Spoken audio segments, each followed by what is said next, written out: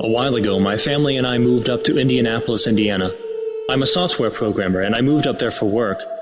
I thought I was pretty lucky to find a well-paying job for someone that was self-taught and had only 3 years of actual on-the-job programming experience. My wife and I had only been married for 2 years and had just received our first child less than a year before the move. A beautiful baby girl. I decided that it would be best for me to move up and find a place to live by myself first and then send for them. I moved into a nice one-bedroom apartment in Riley Towers. I thought it was funny that I had moved from Alabama and was now living on Alabama Street in the middle of downtown Indianapolis. It was a very cozy apartment on the 13th floor in one of the smaller sections of the apartment complex. There were 2 large towers, and connected to one of them was a much wider complex that wasn't as tall. I lived in there. For the most part, things were very beautiful, but that's not what I remember the most. There were no washer or dryer connections in the apartment, but there was a very large laundromat in the basement of the towers. The basement also was used as extra storage for the residents. When you exited the elevators, you would get an instant chill up your spine, like something wasn't quite right there. I tried to get my laundry done as quickly as possible, but having never lived in a big city or even used public laundry machines, I was nervous to leave my clothes and go back upstairs, so I would sit and wait. The room where the laundry machines were was fairly large, and at the end of the long room was an opening to the storage. There was no door, just a large hole big enough for a set of double doors that just sat there, dark and menacing. I knew when my wife and daughter arrived in a few months that we would most likely just move into one of the larger apartments and we would need one of those storage rooms, so I decided to walk into the dark one day to check them out. It was a large space that had a warehouse feeling to it. The ground was a solid cement base, and the storage areas were large metal cages. With the clanking of the machines in the other room, the dim lighting, and all the random possessions, it reminded me of a scene out of Hellraiser. As I was walking through the area, I felt something brush me from behind. I froze and felt the hairs on the back of my neck stand up. I turned around to see a water pipe running up through the middle of the floor. It wasn't uncommon and really wasn't out of place. However, it wasn't close enough for me to have brushed against it. I looked around and didn't see anything else near enough. I walked closer to the pipe and noticed that it was dripping water from a small spigot sticking out. It was a fast drip, the kind that happens when a child doesn't quite turn the water all the way off. I reached for the spigot to turn the water off, only to have a chill come up my spine again, and heard someone with a real deep voice say, "Don't turn that off!" Frightened, I turned around to see an older man clothed in rags. He looked homeless, which struck me as very odd because you had to go through a kind of security checkpoint to get into the building. "Don't ever turn it off. Ever," he said in a stern way. His face was wrinkled up, but I don't remember much else about him. The shock of turning around to the sound of someone that I hadn't seen had given me an adrenaline rush, and after the initial fear had subsided, I was almost laughing as I replied, "You almost gave me a heart attack." I bent over, grabbing my heart in a mocking sort of way, but when I looked up, the man wasn't there anymore. I heard him walking towards the elevator and ran to catch him to see what he had meant, but he was on the elevator and gone before I could catch him. 3 months later, I moved my wife and daughter up and we lived in a 2-bedroom apartment. I told her the story of the old man and how living on the 13th floor had creeped me out. We were now on the 4th floor. She laughed at how silly it all sounded coming from me, somebody not remotely superstitious, but still nervous about small, dark places. One evening she went to wash our clothes. I'd given our daughter a bath and put her to bed while my wife was busy doing the laundry. After watching some television, I began to get worried that my wife hadn't returned. I waited around a bit longer, and when I could no longer hold out, I decided to scoop the baby up and put her into the stroller so we could go down to the basement and check on her mother. I will never forget something that I originally passed off as a mistake on my part. When I went to my bedroom to get the stroller, I heard the water on in the bathroom. It wasn't a full stream, and it wasn't dripping. It was a very light stream, like the kind you'd use to fill up a water pistol. Before getting the stroller, I turned off the water, figuring that I hadn't turned the knobs all the way off after bathing the baby. I went down into the basement to see nobody in the laundry room. The machines were silent, but sure enough, a few of them contained our clothes. I gazed at the large, empty doorway leading to the storage area. I parked the stroller where I could see it and peeked inside the room. There was no one around, and no sound. Dead silence. Then I noticed the pipe that had scared me previously. I noticed the water was off, and near the puddle was a shoe print. I looked a bit closer and saw that it was a petite, familiar size. Before I could look any further, my daughter began to scream shrilly like somebody had just hit her. I looked to see nobody nearby and rushed over to see what was the matter. Still no one around, but my daughter was reaching into the air and screaming louder than I'd ever heard before. I rushed the stroller back to the elevator and hurried over to the concierge desk and tried to explain what had happened. No video from the security cameras showed anyone entering or leaving the building during the time I had been waiting, except for the usual tenants coming home late from work. The police were called. I had no family, and I hadn't made any friends yet, so I had nobody to watch my daughter while I went out to look for my wife. The police and the concierge promised that they were going to scour the apartment complex and find her. There were no other ways out that weren't visible on the security cameras, so they felt confident that she was still in the building. Somehow, I managed to return to my apartment with my daughter. My hands shook as I opened my door, not knowing how I would sleep that night without my wife. I closed the door and turned to take the baby back to bed when I heard it again. The sound of the bathwater running ever so gently. And this time, the low, wailing moans of a young woman being tortured. My wife was never found. My daughter had to go and live with my wife's sister. For years, I haven't been able to sleep in a bedroom near a bathroom, because every night around 11 p.m. the water turns on, and the moaning starts. You can try to ignore the sounds, but you can't ignore when the dark, almost unrecognizable figure of your once beautiful wife comes to stand dripping at the foot of your bed. Don't ever turn the water off. Ever.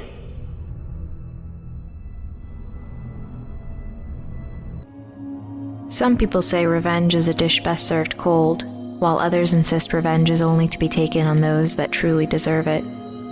I say avoid it. Avoid it at all costs. I lived in the middle of nowhere and had a half-hour walk to school every day past loads of fields and down some long, windy lanes. In those days, I was bullied badly by a girl named Sarah, and one day when we were 12, we both got detention for fighting after she humiliated me in front of the whole class. By the time we'd left detention and started our walk home, the sun had already started setting, and the dark was closing in. We walked in silence except for the odd mumble of disapproval from Sarah, bitching at me for getting her detention. Already pissed off from the years of bullying, ready to crack from the fight earlier that day, it didn't take much of her moaning to send me over the edge. As I noticed that we were walking past an old cornfield, a plan formulated so quickly in my mind that I blurted out before I could stop myself. "Did you see that?" "Shut up, freak, don't talk to me." "No, seriously, Sarah, look." She turned slowly to look where I was pointing, and the cornfield, of course, remained still, and she scoffed. "There's nothing there. Shut up and keep walking or I'm going without you." Just as she turned away, a small gust of wind moved the corn, so it looked as if someone was moving through the field. "Look, no, there's somebody there." "So what? It's probably just the farmer." "At this time of night? I doubt it. I think we should go and have a look." Sarah was getting exasperated. She wanted to leave and I was losing her. I could tell. I decided now was the time to reel her in. "Fine, you can leave. But I'm going in to check and see what's going on. I understand if you're too scared." I started to walk off. I felt her thinking it over, realizing it was better to come with me than be left alone in the dark. She followed. I strolled boldly up to the field. My plan was simple. Get her in, hide from her, and then jump out on her.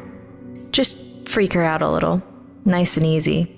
I'd done the hard part already of getting her in there. The corn came to well above our heads, and within a few seconds we were completely immersed, cut off from the rest of the world. I felt Sarah tense up almost immediately, and I knew this would work. Maybe this wasn't a good idea.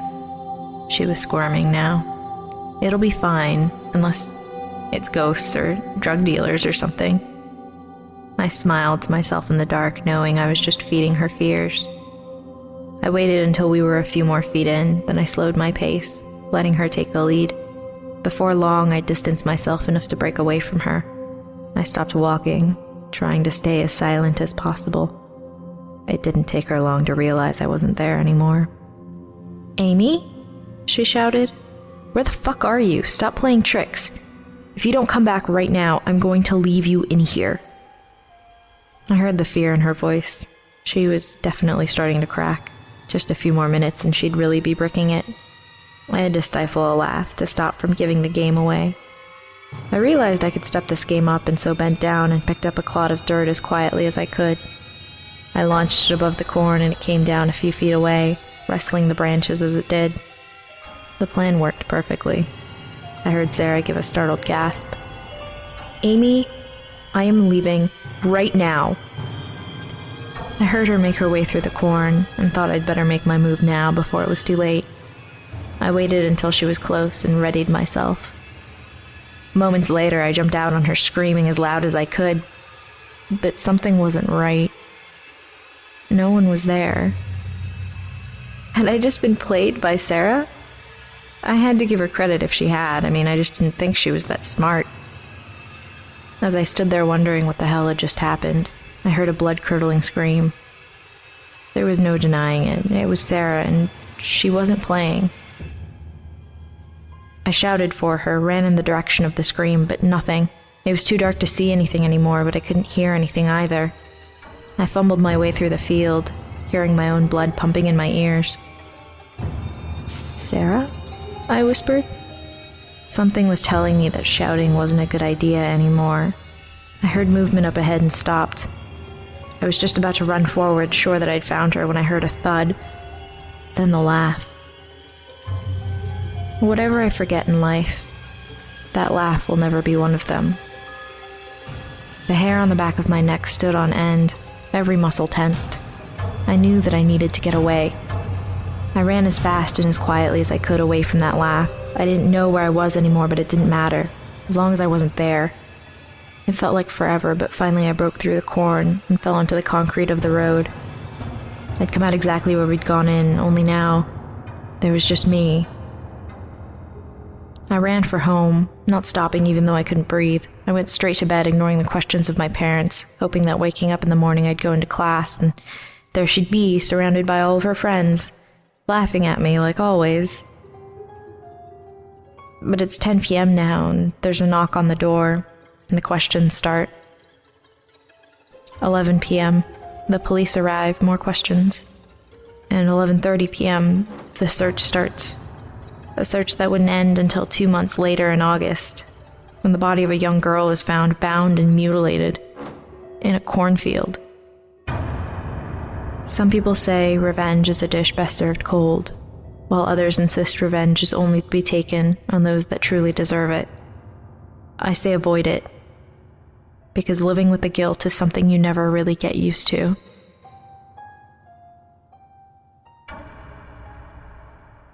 Our final tale is entitled The Thing in the Fields, written by Joseph Baker and read by David Cummings.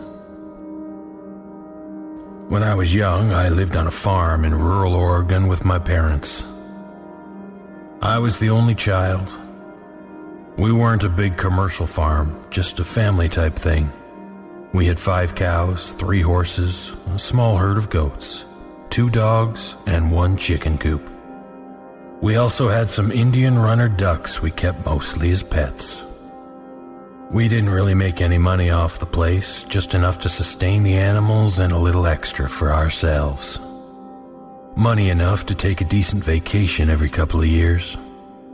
Dad had his other job in town, an insurance agent. He was the only one around, really. The town wasn't more than about 1,500 people. Mom gave horse riding lessons as well. We weren't rich, but we were comfortable. It was really an easy life, or at least it could have been a lot worse. I went to school, Dad went to work, Mom took care of the animals. Then we all had dinner together every night, and I would go to bed while Mom and Dad had a beer or two and watched the news. Sometimes at night I would hear things outside, mostly just normal stuff. The cows or horses would get spooked by a coyote or something, or I would hear the dogs chasing a rabbit, barking their heads off. Every once in a great while, we would find a chicken dead. Dad would always tell me about it, but never let me see the body, although I asked frequently. He would keep Mom and I inside until he had gone out, did whatever he did with the body, throw sawdust over any blood, and then life would go on as normal. I assumed it was foxes, as I had seen a couple of them out in the pasture over the years, slinking around back and forth through the grass. The summer when I was 10 years old, I remember helping Mom change the bedding in the horse stalls when we heard a huge racket going on outside. If you've never heard the sounds of a horse in pain, you don't want to, trust me. It sounds almost like a person screaming. Well, that's what we heard, and one of our horses, the Palomino, came running into the barn with a wound on its left thigh. 4 long marks, like claw marks, ran across its body for about a foot. It had blood running down its leg and was limping. I was so scared by the sight of that much blood that Mom locked the horse in a stall and made me go inside with one of the dogs. She told me to lock the door and stay inside until she came in to get me. I did. Eventually, Mom came inside and told me that the horse had hurt itself on the barbed wire that ran the perimeter of the pasture. We owned more land beyond that, but it was mostly forested. I guess I believed her at the time, but at dinner that night I noticed Dad was being particularly quiet and Mom was talking a lot more than she normally did. She was being really animated, and I noticed that Dad had gotten his rifle out and set it by the back door. Usually he only did that when the coyotes had been acting up. That night I went to bed as normal, but I had trouble falling asleep. I turned on my desk lamp and decided to read comic books until I got tired. I have a very vivid memory of reading Uncanny X-Men and hearing the back door open. Looking out, I could see my dad by the porch light, lighting a cigarette and holding his rifle under his arm. He started walking over to the driveway and then turned to follow the fence line. I couldn't sleep until I knew Dad was back safe. I kept coming downstairs with the excuse of getting water to see if Dad was back in the house yet, and each time all I saw was Mom sitting on the couch in the living room, staring at a blank TV screen and looking worried, sighing occasionally. Eventually, around 4 a.m, I think, Dad did come back, and I was so tired and relieved that I fell asleep as soon as I knew he was home. He never told me what he did that night, and I never thought to ask. 2 months later, I was back in school. It rains a lot in Oregon in the fall, and this day was no different. All I could hear from my bedroom was rain hitting the ground and the aluminum roof of the chicken coop. There was a light thunder in the distance, but it was slowly getting closer. I thought I had heard a coyote yapping out around the garage, or it could have been one of the dogs. I looked out, straining my eyes to see whatever there may have been. In a brief and distant lightning flash, I saw something. It looked almost like a person, but hunched over and with a long torso. It was tall, taller than Dad, who was a good 6'4" at least. I just barely caught a glimpse of it on the near side of the garage, then the light faded and I didn't see it again that night. There was another dead chicken the next morning, the third in just as many weeks. I told Dad what I had seen the previous night. The color went out of his cheeks momentarily, until he told me that the storm must have been playing tricks on me. I accepted that. 4 months after that, we lost a cow. It was in the middle of the night and we all woke up at the same time. There was a lot of noise in the pasture, but only briefly. The cry of a dying animal and a primitive, guttural yell that I had never heard before. Dad rushed up to my room. I could hear him running up the stairs. He had his rifle in hand and he opened my door. He saw I was awake and told me to stay inside no matter what and try to go back to sleep. I don't think I have to say that sleep wasn't really an option any longer, but I did stay in my room with a blanket held tightly around my shoulders and staring out the window. Probably about 10 minutes later, I heard gunshots in the field. I don't know what he was shooting at, whether it was whatever had attacked the cow or the cow itself trying to put the animal out of its misery. Dad rarely, if ever, talked about that night. I later found out that he had gotten to the cow only to find it ripped open on the ground, bleeding out from its torso. The shots I heard were him shooting the cow in the head. It kept going like that for years. A chicken or a duck here and there, something bigger only very rarely. It sounds absurd, but I almost came to think of it as commonplace. I only ever caught glimpses of the thing until what comes next. It terrified me. It happened in the middle of the day, over the course of a long weekend when my parents had gone to Seattle to see my uncle, who was ill. It was on a Saturday afternoon. I was 17 years old. I was out in the barn putting out food for the horses and the dogs. The horses were running around out in the pasture, and the dogs were asleep in the corner of one of the horse stalls. I heard something rustling in the tall grass outside in the pasture. The dogs looked around a little bit, but didn't seem to mind. I assumed it was just one of the horses waiting for me to leave so they could eat. I kept going about what I was doing, and in several minutes I thought I heard breathing. I turned to look and it was standing in the door, tall as hell, even hunched over. The sun was streaming in behind it, lighting up all the dust in the air around it like some kind of sickly halo. It was looking at me, considering me. Maybe it was trying to decide whether or not I was food. I remember swearing, turning and running as fast as I could for the house, not even thinking, panic causing my legs to move. It was behind me, not even breathing hard. I heard its feet hitting the ground in a constant rhythm. I got to the house, opened the door, slammed it behind me, and I locked it as fast as I could. I tore through the house, locking every door and drawing the blinds on every window. I could hear it snarling outside the back door. The dogs were barking at it, but they wouldn't try to attack the thing. It was too big and they knew it. It roared at the dogs and they ran off, probably to hide in the pasture. I went to my parents' bedroom and got Dad's rifle.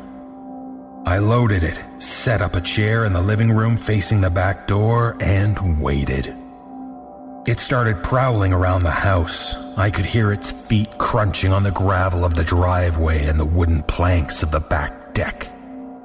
It kept walking back and forth. I thought about trying to look through a window to see it, but I was too scared. Eventually, after hours of hoping it would go away, the sun went down. I turned on all of the outside lights and went up to my room. I opened my window with the rifle in my hands, hoping to be able to pick the thing off from above. I saw it lurking just beyond the glow from the porch light. It had long, sinewy arms and walked on bent knee. It was by the chicken coop. Then it disappeared from view. I heard the chicken squawking and screeching. The thing reappeared with a dead, bloody chicken in its hands. It bit off one of the wings with jaws that were dripping with slime and drool and let the dead bird drop to the ground at its feet. Then it looked at me. Its eyes made contact with my eyes. It turned away again, back to the chickens. It came back with another bird, mutilated it in front of me, and dropped it. It went back again, and again. I should have taken a shot at it, but I was astounded and confused, trying to figure out what it was doing. Then it hit me. It was a show of power. It was showing me that it was stronger than me, that it could do whatever it wanted to do because I couldn't stop it. At the same time, I felt powerless and sickened. Powerless because what it was saying was true. If it was just that thing in me, I wouldn't stand a chance. Sickened because I realized what kind of intelligence it would need to be able to convey that message. The thought shook me out of my stupor, and I remembered the rifle at my side. It was heading back to the chickens, and I decided that when it came back, I would take my shot. It strode back to the porch, almost arrogant, walking on bended knee with those arms so long that the chicken was nearly dragging on the ground. I raised the rifle up to my eye and tried to steady myself. My heart was beating so hard I could see the rifle shaking ever so slightly in rhythm with each heartbeat I could hear pounding in my own ears. It raised the body to its mouth, and just as it was about to put the chicken's head inside, I squeezed the trigger. The crack of the gun echoed in the now shattered quiet of the nighttime standoff, and I heard it howl. A painful, loud, startled howl. I had hit it on the outside of the shoulder. It ran off into the night. I never saw it again. It was still out there, though. It still killed chickens and other things, more often than before. I'm writing all of this now because my parents died 3 weeks ago. They were killed in a collision with a drunk driver. He survived. They left me the farm, and I intend to live here with my own family.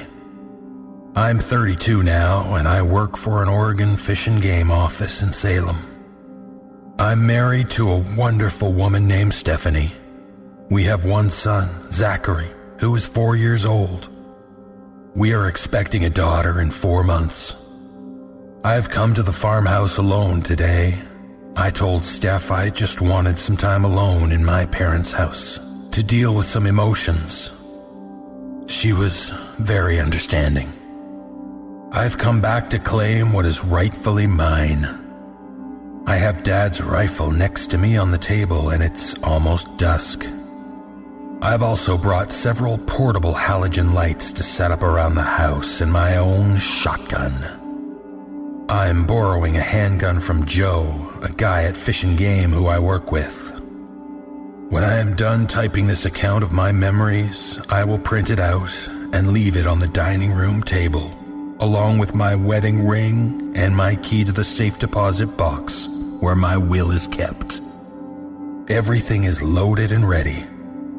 Hopefully I will return here to collect these things and nobody will ever know I wrote this.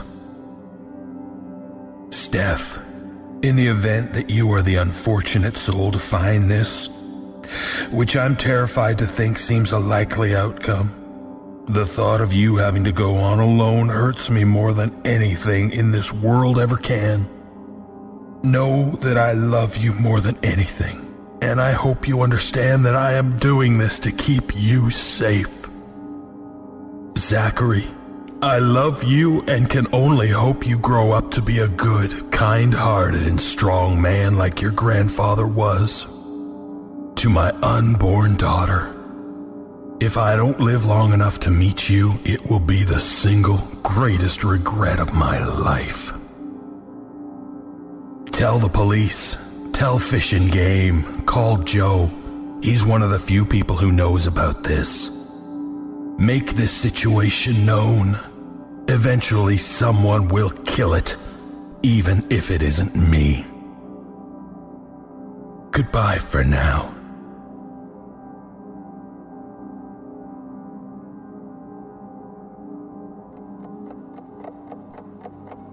I'm posting this from a masked IP at a public location. I don't want to be traced for reasons you'll soon understand. I won't give my name and I won't give my alias. It's too easily recognized in certain circles. I don't want this making its way back to my doorstep in any way, shape, or form. You can call me X. Generic, I know, but that's the point. I was a contract killer, one of the best guns for hire on the East Coast, and I had the clientele to prove it. Greedy skimmers, stonewalling employers, blackmailers, rats, moles, kingpins, even cheating husbands. I've done it all, and at a high price my customers were more than willing to pay for a job done right. I was professional and precise, methodical. No names, no personal information. No face-to-face contact. No wire transfers, cash only. Anonymity, plausible deniability, and no personal involvement. These practices kept me alive and in business, and they were the reason my name was in such high demand. When I got the call 6 months ago that started all of this, I handled it the same way as all the others. This is the transcript. I keep an encrypted database with a kill switch protocol. You never know when the info could save your skin. Now, it just serves to remind me of my mistake. Date 2013, 7:13 p.m. Tony's Greek Diner in Delhi. Takeout or delivery? Delivery, please. House or apartment? Public. Parsons Place, that is. Hello? Location? Yes, am I speaking to Mr. Listen, my name is... No names. Location? Hotel, 10th floor, room... Tomorrow night, 8:30 p.m. Description? He's an ex-minister from St. Excommunicated for... Physical description? Yes, okay. He's about 6 feet tall, mid-50s, thinning, grey hair, slightly overweight, and walks with a bit of a limp. He wears glasses, has a scar over his left eye. 20,000 in unmarked 50s at the drop point. 4 hours. Your contact knows the place. Be discreet. Don't be late. Understood. Listen, this is important. You have to know that... Leave special instructions with the drop. I can't stand chatty people. They're bad for business. I don't want to know you, and you don't want to know me. Some people seem to have a hard time grasping this concept. Jesus, I shouldn't have even taken the call. When he fumbled on the password, I should have just cut the line. I wouldn't be in this mess if I had just cut the goddamned line. I could say hindsight is 20/20. I could blame the whole thing on the questionable and the unknowable, but I can't say that I wasn't warned. I just didn't listen, didn't care to know more than necessary to the task at hand. When I collected the payment, I found more than the usual neatly stacked banknotes in a briefcase. I showed up at my contact's place of business that night, whose name I also choose to withhold, after hours in a safe room below his hardware shop where the real money was made.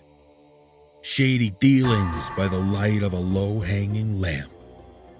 You'd be surprised how many people need a squeaky clean middleman who can keep his mouth shut, and I was one of his most loyal business partners. He slid the package across the desk toward me, a slightly stained gym bag lumpy with its contents. No marks for class or professionalism, but I'm sure it didn't attract any undue attention. I had to give it that much. The condition of the bag did not belie the crispness of the currency either. Ruffled and frayed from who knows how many tumbles and turns. Beneath it all, I felt something heavier and more rigid. I dug around and pulled out a small book bound in something that looked like leather and felt like stone. A dusty thing with pages yellowing at the edges and blackening at the corners. I held it up to the light, confused. "What the hell is this?" I asked. He sat back and lit up a cigarette. "Hell if I know," he huffed. "But I think you need to be a little more careful with the jobs you take. The guy was a whack job. All nerves and a real liability." He paused for a long drag on his cancer stick. "Not worth the paycheck, if you ask me. No disrespect, mind you. I just hope it doesn't come back to bite you in the ass." I listened with one ear as I thumbed over the book. It was full of crude drawings, symbols, and a lot of it written in a language I didn't recognize. A letter fell from beneath the front cover as I fanned through the pages. Enclosed in fine stationery and sealed with wax like something out of the 18th century. I broke the seal and unfolded a note written on some kind of thick parchment. It read, "Mr. We sincerely apologize for involving you in this grim affair, but we have tracked Father too long and too far to fail now. We require an artful hand and a certainty that only you can afford us. That man's intentions are a profound betrayal and a dire sin, and his death matters more than your life or mine.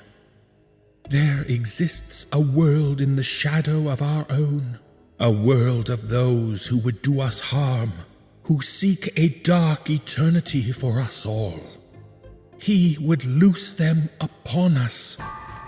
Please know that yours is a vital task, and that a much grander fate rests in your hands. No matter the outcome, we humbly thank you for your service and your sacrifice. Go with God, and may your aim be true. With admiration."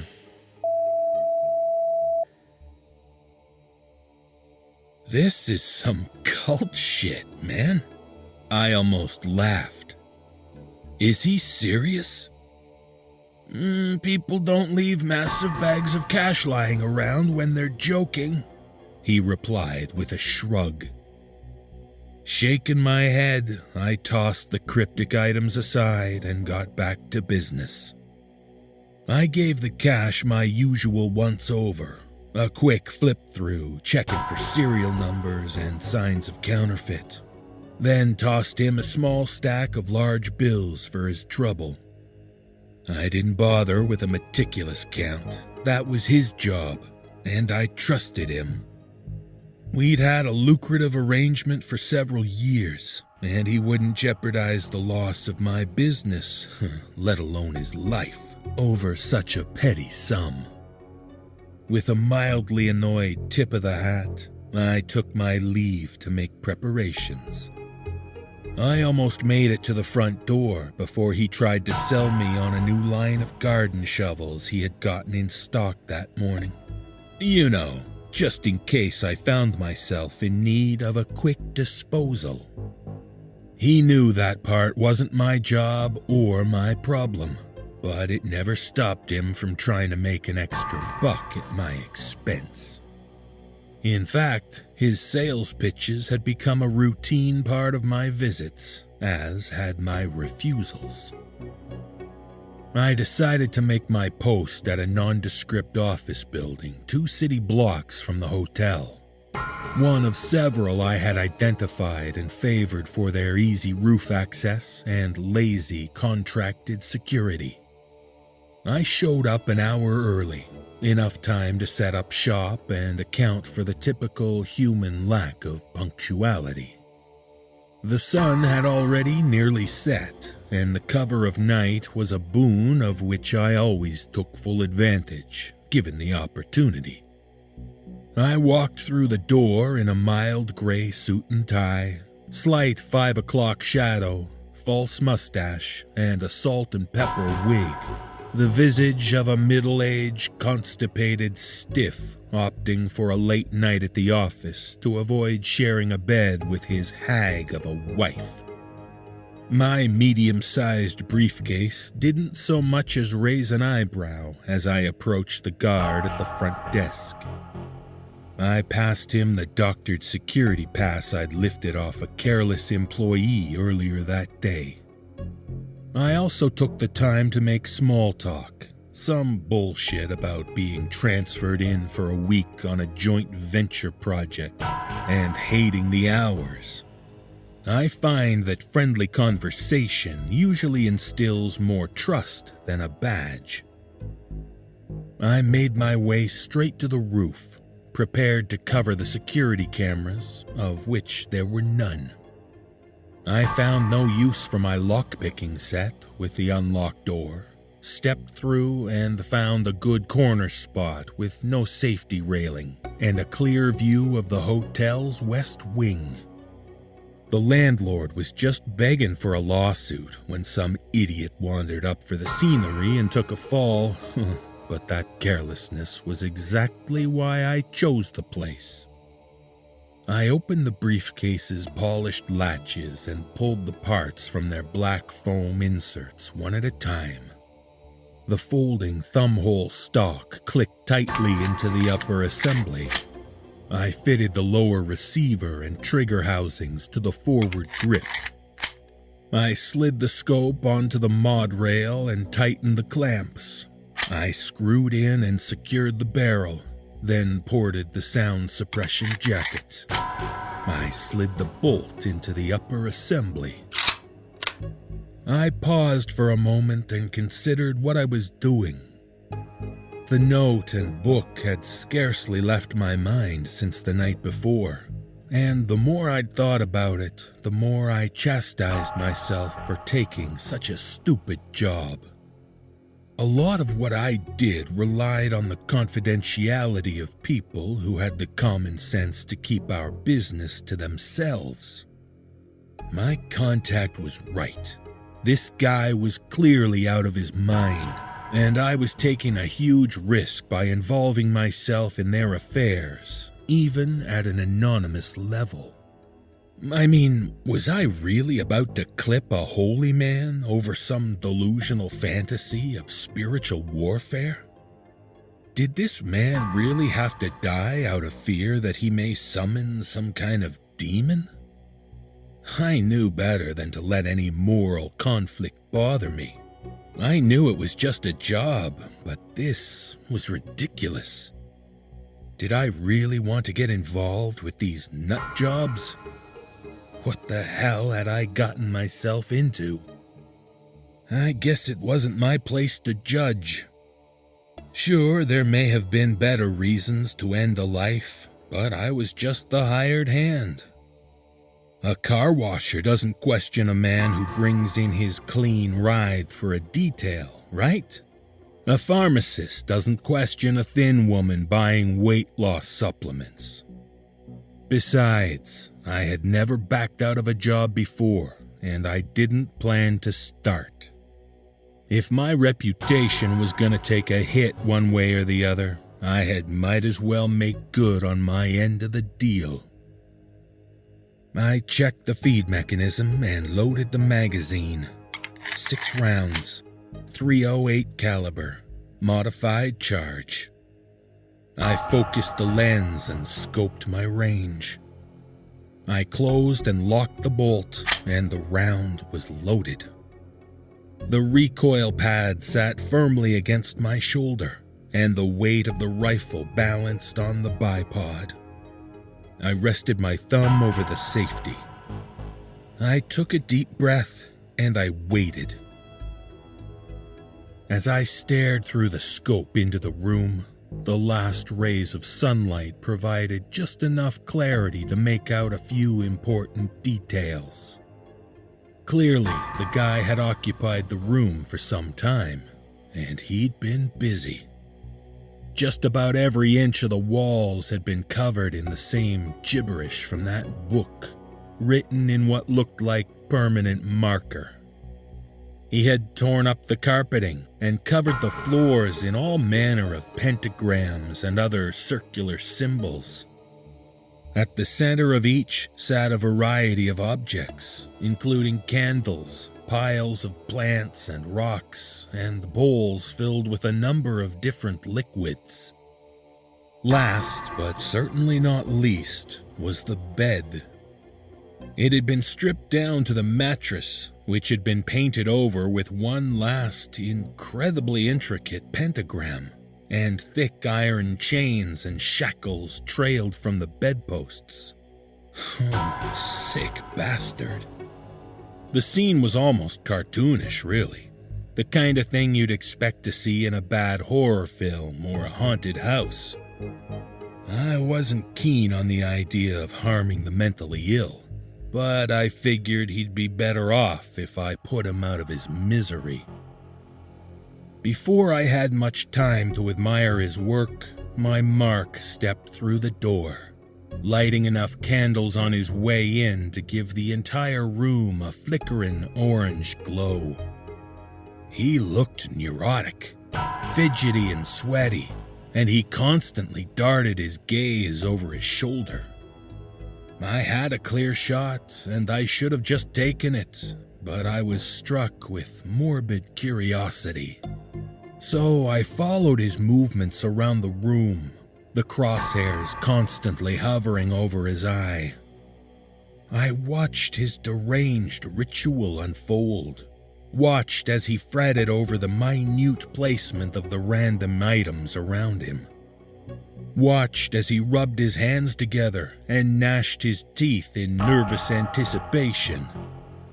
I watched as he muttered prayers into the open air from a book that looked much like mine, and watched as a laughable practice of a mad obsession turned to true horror.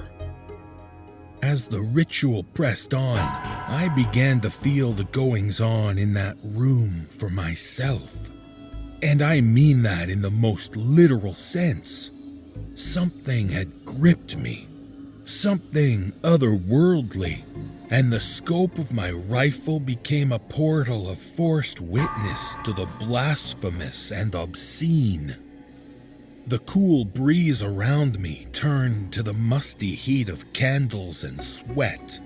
The scent of a gritty urban summer turned to the stench of his labors and the filth of his room. And the sounds of the roaring traffic below turned to his muffled mutterings and the banging struggle of someone or something behind the bathroom door. Though at a great distance, and though the crosshairs still marched over his left eye, I was suddenly there. I watched as he dragged the source of the noise from the bathroom, heard his grunts and his victim's muffled cries through the duct tape over her mouth as he dragged her to the bed, and heard the rattling of shackles as he unbound her limbs one by one, only to restrain them once again. She lay splayed out across the mattress, donning a wrinkled and stained nightgown, likely the nightwear in which she was abducted. She was to be some unseen something's sacrificial meal, and the candle flames wafted and dimmed in the growling breeze of its hunger. My vigil's hold released me, but only for a moment. Long enough to feel my index finger lightly caress the curve of the trigger, long enough to slow my hastened breath. I watched him press his hand against his mouth, and pace about the room as he considered the gruesome next step. I could hear the anxious skittering and shuffling of the demons now, seeming to come from the very shadows on the wall, and many shrill voices chattered pleas for their feast. They grew irritated with his hesitation. I saw the terror in his victim's eyes as she caught the sheen of a blade drawn from his belt, a brutal dagger with a serrated edge, and she struggled against her shackles until her skin began to tear and bleed. I watched him approach her slowly, with a look of sorrow and remorse upon his face, apparently an unwilling prisoner in this deed. My finger gently pressed the trigger as I watched him raise it over his head, poised for a downward thrust. The creatures in the shadows hissed and moaned their approval. He stayed his hand for several moments, as did I, until his resolve crumbled. He stumbled back and dropped the knife, and he covered his face in tears of personal disgust. The creatures from the shadows wailed and shrieked with fury, and the room began to quake around him, shaking cabinet doors open and tossing aside the objects about the floor. The candles flared and raged. My panic released my mind, hurtling back to my own body, and adrenaline coursed through my veins.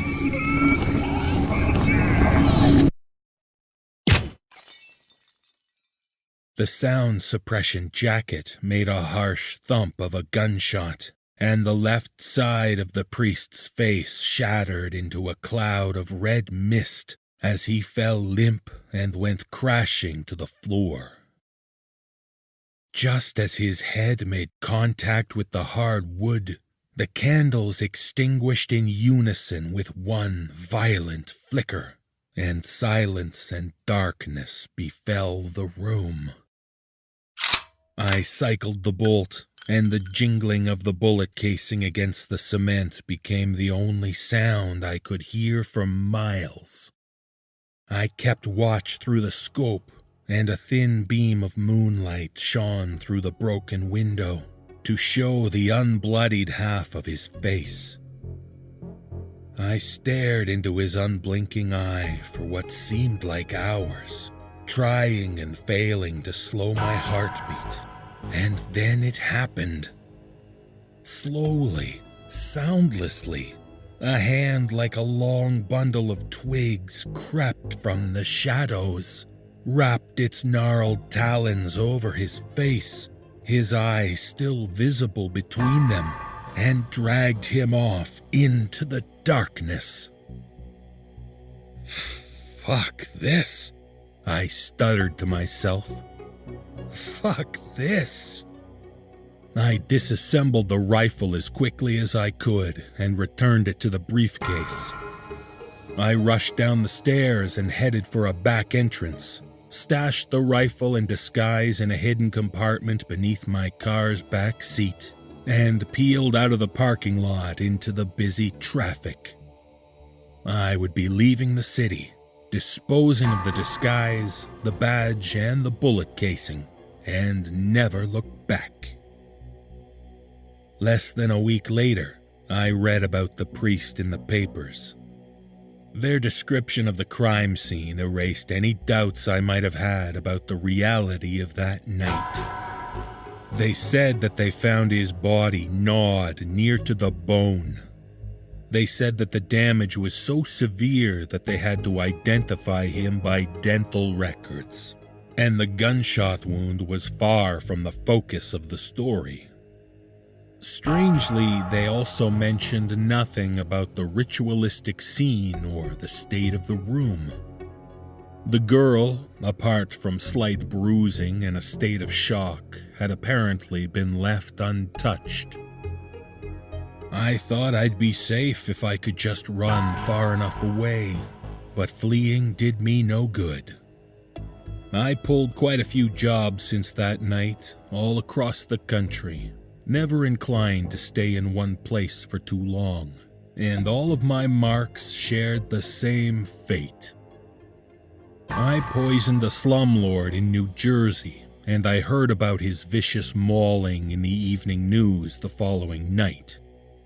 I slid a knife between the ribs of a heavy-handed bookie in Northern California a month later, and I watched the hands claw him from my grip and into the shadows before he even took his last breath.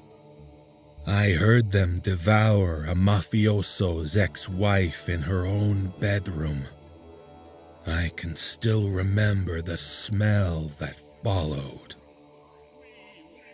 You see, I kept that book, and I've tried many times to make sense of what happened that night. I don't understand much. I don't know what they are or what they want, but I have come across a damning revelation. Apparently, apart from the summoning, the ritual was just a formality. These things only require a mortal, any mortal, to take the life of another in their presence. They feed not on the dead, but on the murdered. And once fed, they follow the hand that fed them, demanding sacrifice again and again until the killer's life is done. The priest had defied them, and they were not pleased. I, however, did not, and they collected their meal by my hand. He invoked their wrath, and I don't know what would have become of him had I not pulled the trigger. However, his death was my first act of unwitting service, and now I don't know what will become of me if I stop. But I just can't send anyone else to that horrible fate. Until recently, I killed only for money. I justified my actions with the banality of evil. The idea that such things had become an inherent state of normality in society. I profited from death, but so did coffin salesmen and life insurance agents. People would kill one another with or without me.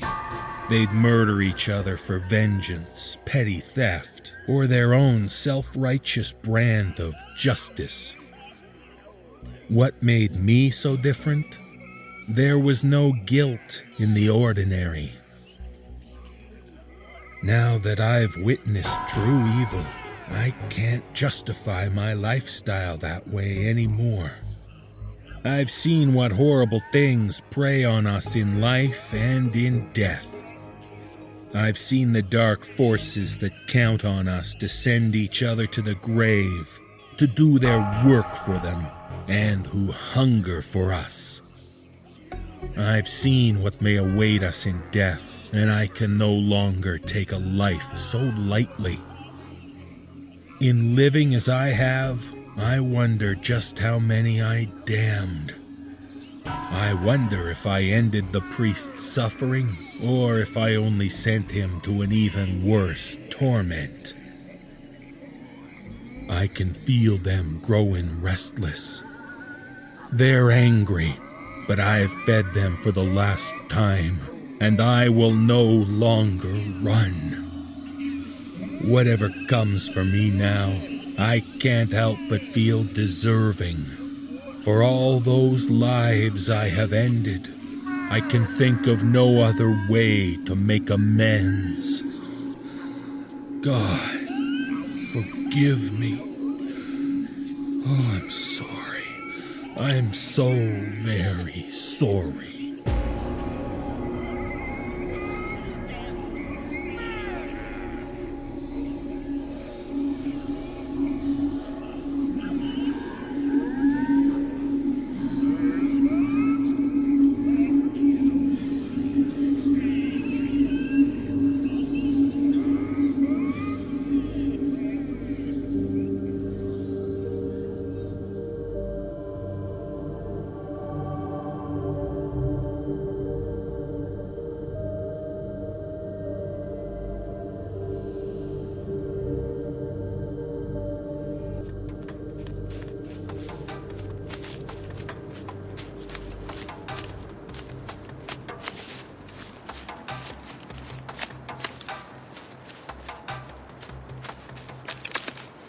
blood froze from dark red to moonlight blue under the slap of Gore's bare feet. Each step took more skin off of the blackening soles and froze it to the sharp granite of the craggy trail. A week ago, he would have run in the snow, but the hard freeze made the glittering crust like thin glass. Moreover, rocks don't leave deep footprints, just bloody ones. Gore hoped that whatever was chasing him couldn't track by the smell of blood. It had only been 5 minutes, maybe less, since he'd last heard its massive feet plodding along behind him, and most Arctic predators could scent a hair under 6 feet of snow. Gore ran faster. He was becoming too numb to feel the rocks beneath him.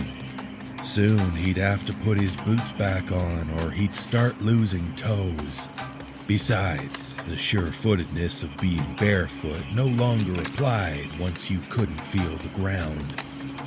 The last thing he could afford was to slip, break a leg, and lay helpless for that thing.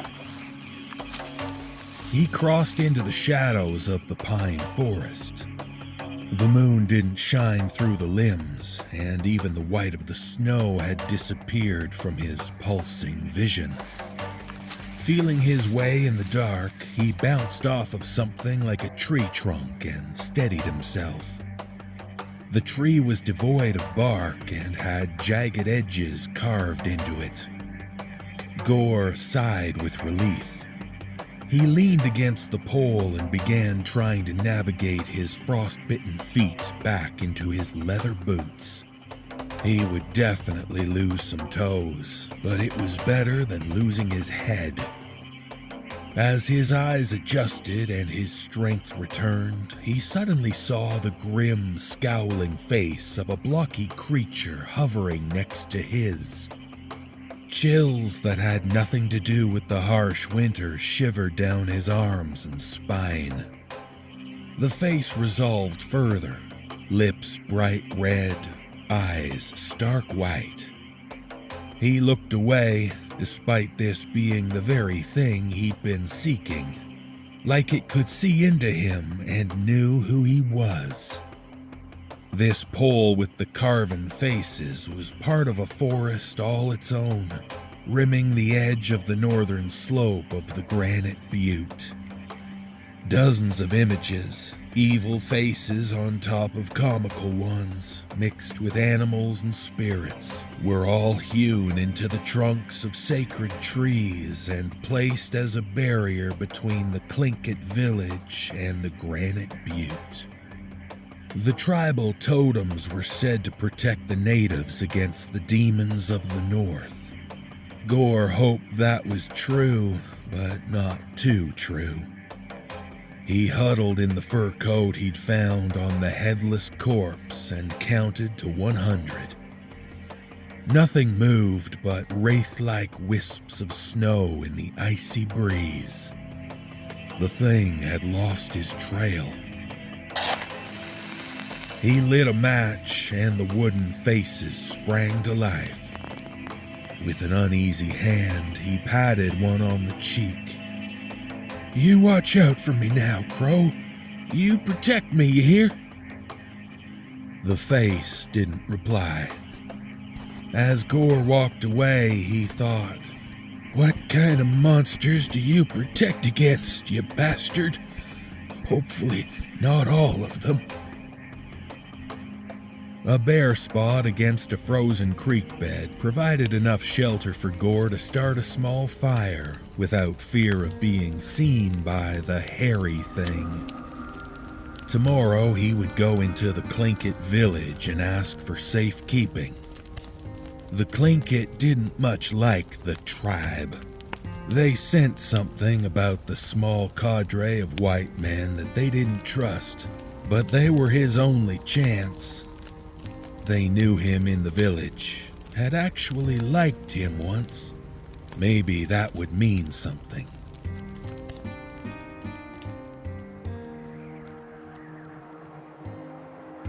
Morning came with a cold wind. Gore hadn't slept much, but at some point he shut down his mind enough to forget about the tribe, and that boy, and that thing that he'd found in the cave, or rather that had found him in the cave. When he came to, the sun was just gleaming over the horizon. He'd only have an hour of daylight before it disappeared again, so he went toward the village. Snow had obscured everything so completely that he almost walked by the first lodge without realizing that it was even there. His hopes sank. There was no one inside. The village, which should have been rich with smoke and activity, was completely abandoned. Silent. He looked around, but there was only stillness, punctuated by long shadows creeping into the woods. Why would they leave? The Tlingit rarely moved camp once they settled in for the winter, and this was an abnormally cold year.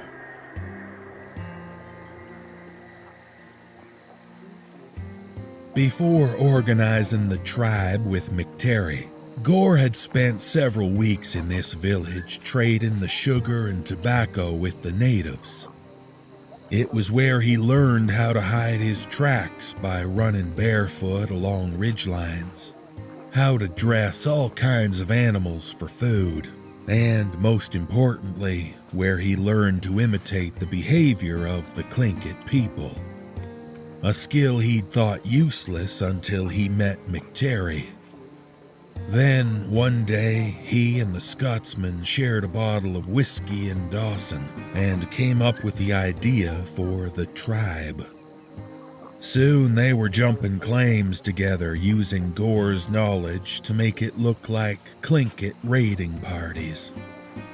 Business was so good that the tribe expanded to almost a dozen men before the winter got cold and things got bad. Then that boy and his sugar came along and made it all worse. The whole thing started and ended with sugar. Even in the boom towns, a man could be hung or shot over sugar, no questions asked. And the tribe wasn't nearly that civilized. Gore found the fire pit in the center of the village. It was a small depression in the snow, far smaller than he'd ever thought useful in the Arctic cold. The Tlingit used surprisingly little fire, he remembered. He went past the pit to the Elders' Lodge.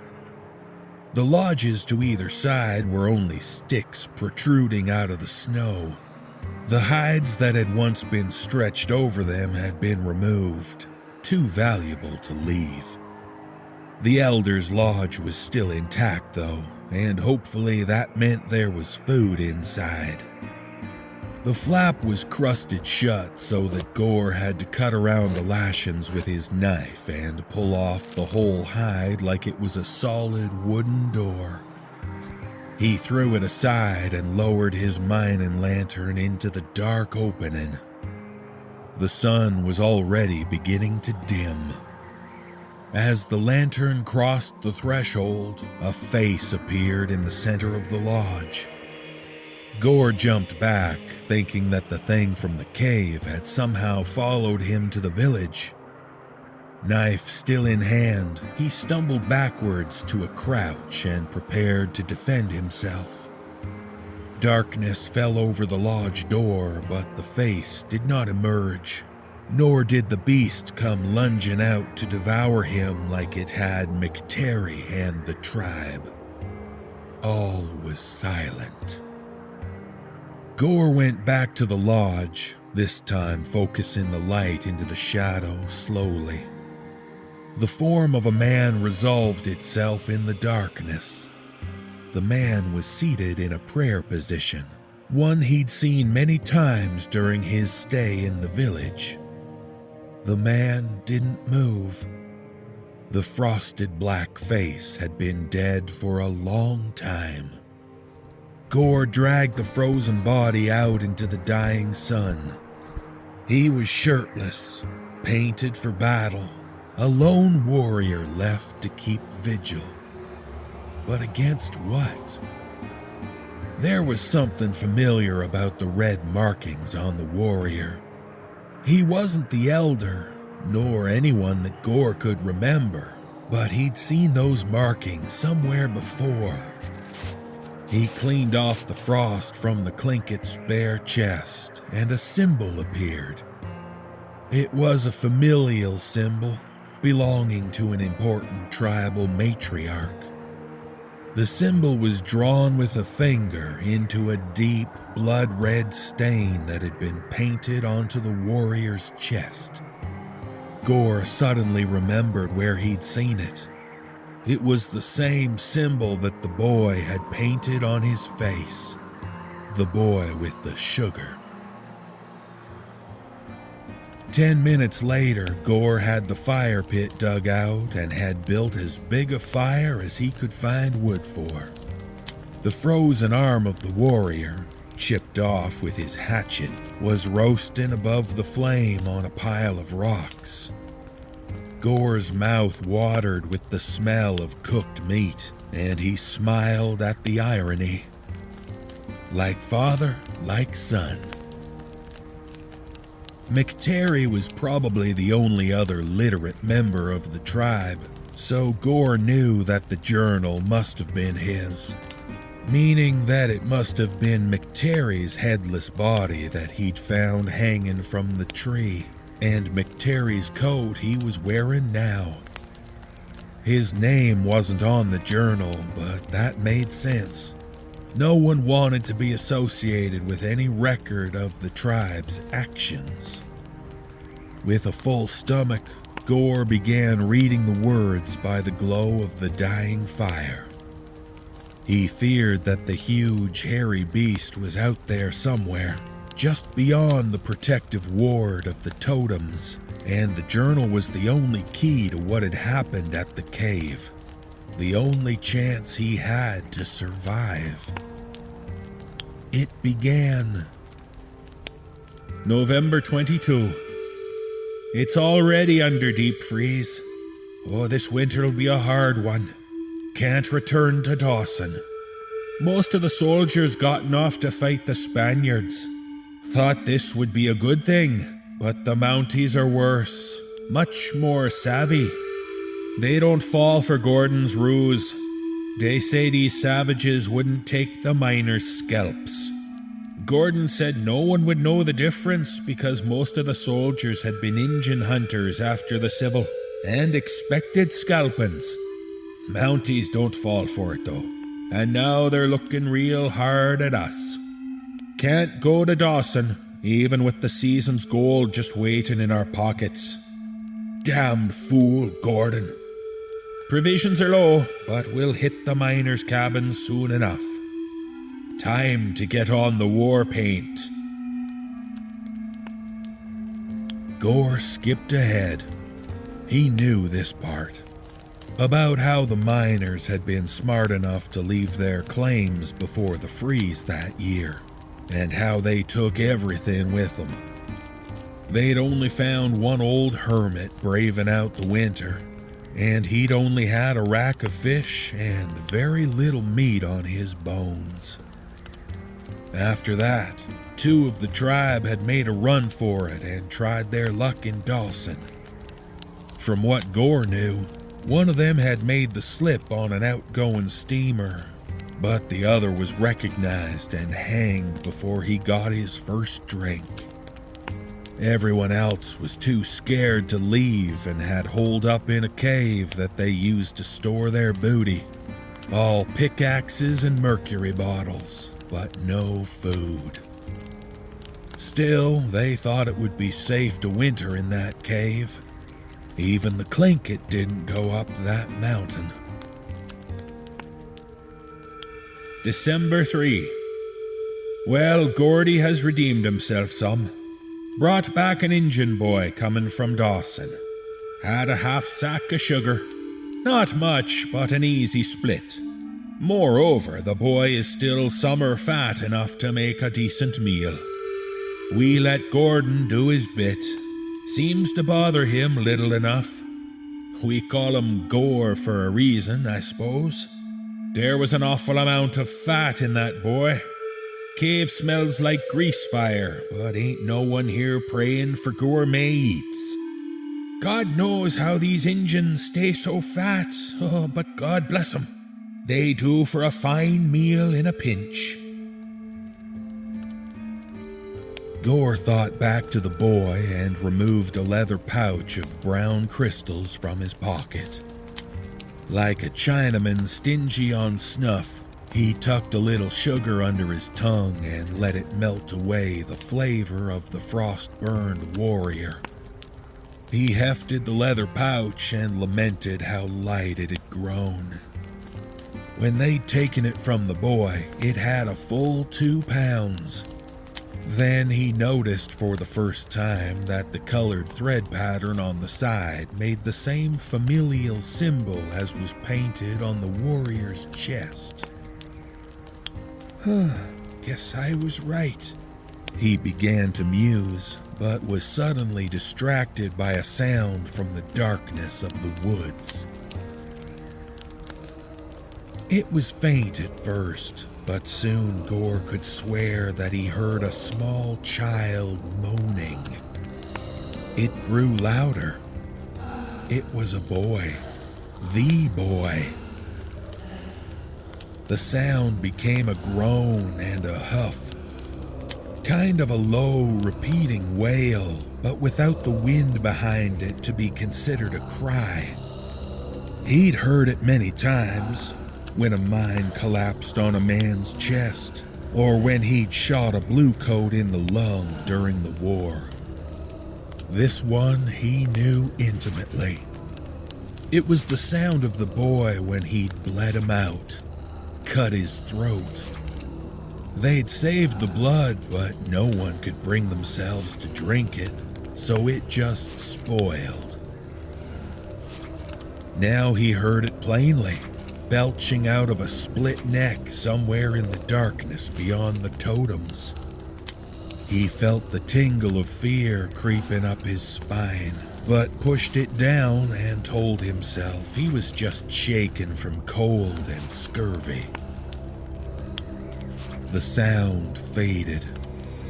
Gore retreated to the Elder's Lodge with his knife and hatchet both brandished. That thing was out there. It was trying to draw him out, maybe drive him crazy.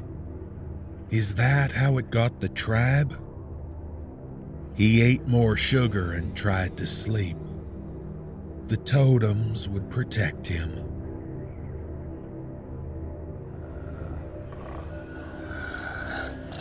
An hour later, he was shocked awake by another noise from the darkness. This time it came from the opposite direction, where he knew that the totem border was closest to the village. This time it was a different sound. Similar but more bestial, more savage, like cutting the throat of a bear or dying elk. It was louder. That thing may have only been 200 yards away, just pacing the border and taunting him with its devil voice.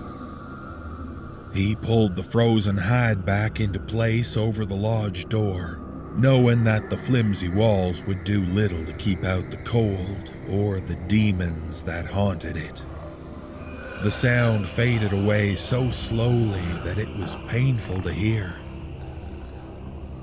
Then silence came, deep and sleepless. Gore lit a lantern. December 15. Injuns are tramping about round the base of the butte, making a hell of a racket. Started yesterday. They was calling out a name. The boy's name, most like. Then they stopped for a while.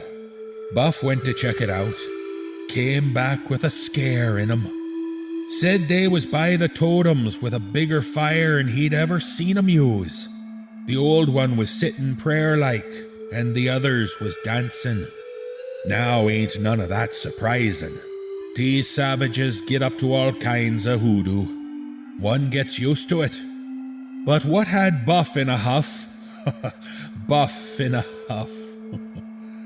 Oh, is that he says they was communicating with the dead. God knows how he'd got that idea. Says he'd seen him talking to the smoke and that the smoke was talking back in the voice of that boy. Said he couldn't understand that gibberish, but he swore that one of the braves looked up the butte towards our cave with a real angry look. Then they all howled like devils at the moon. Whatever that voice in the smoke told him sure put a fire in him. Coward Buff ran back lickety-split, piddling all over himself. I say the lack of food has got us all a little loopy. Maybe we'll make a foray into the village soon. Get some more grub. A fat squaw would do just right. A bestial growl rent the silence.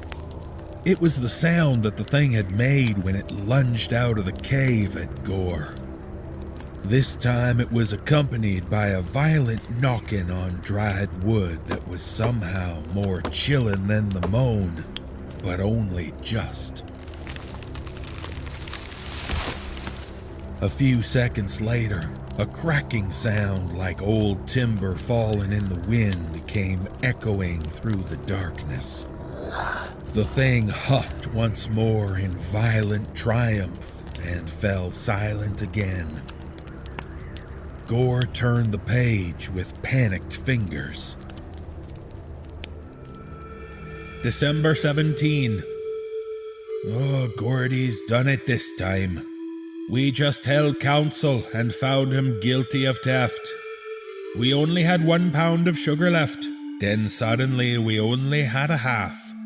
Used 3 of these miner's gold scales we got lying around to confirm it. Pack inspection found half a goddamn stolen pound of sugar in Gordy's stash. Says he's innocent, that it was a frame-up. Oh, doesn't matter.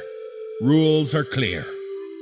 Some of the boys say that we should go easy since Gordy helped found the tribe and says we should just kick him out of the cave. Others say that's dangerous cause he could come back at any moment. Gordy says it's a fate worse than death. Frankly, I don't care, so long as there's one less mouth to feed. He's standing out of the cave and bellowing that he's innocent. That's a good laugh. Ain't none of us innocent of anything. In other news, the Injuns are back at their hoodoo down below the rise there. I think that's part of what's got Gore too stirred up to count his blessings and leave with his life. Sounds like they got a caged bear down there growling away. Don't know what they plan on doing with it, but 10 barrels of scattershot and a hungry belly says I hope they send it this way. Gore had stolen the sugar. He'd told himself that no one would notice, but that was just the hunger talking. Everyone knew exactly how much sugar they had left. He also remembered the growling, and it had indeed given him the shivers. When he'd finally given up pleading and left the cave, the noise had faded into the background, and he remembered breathing a sigh of relief. He never did see what was making it. He'd spent the next couple of days trying to make it back to Dawson, but when the snow came in thick, he knew he'd never make the pass. So he decided to turn around and try to make peace with the tribe. He'd eaten most of his coat, boiled it in snow melt and swallowed it fur and all. His teeth were beginning to hurt, and he knew what came next if he didn't find fresh food. But fresh food would be a long ways off. When he got back to the butte, he was startled to find that the trail up to the cave was red with frozen blood. It disappeared into the woods at the bottom of the butte. Despite his curiosity, Gore waited until the sun came up and devoted its precious short hour of warmth to following the trail. It abruptly disappeared right before the line of totems. He found there a decapitated corpse spitted on the branch of a tree. He took its coat, grimy and smelling of decay. Its pockets held only a journal and the leather pouch of remaining sugar. Then he went up the butte cautiously, slowly rounding on the cave.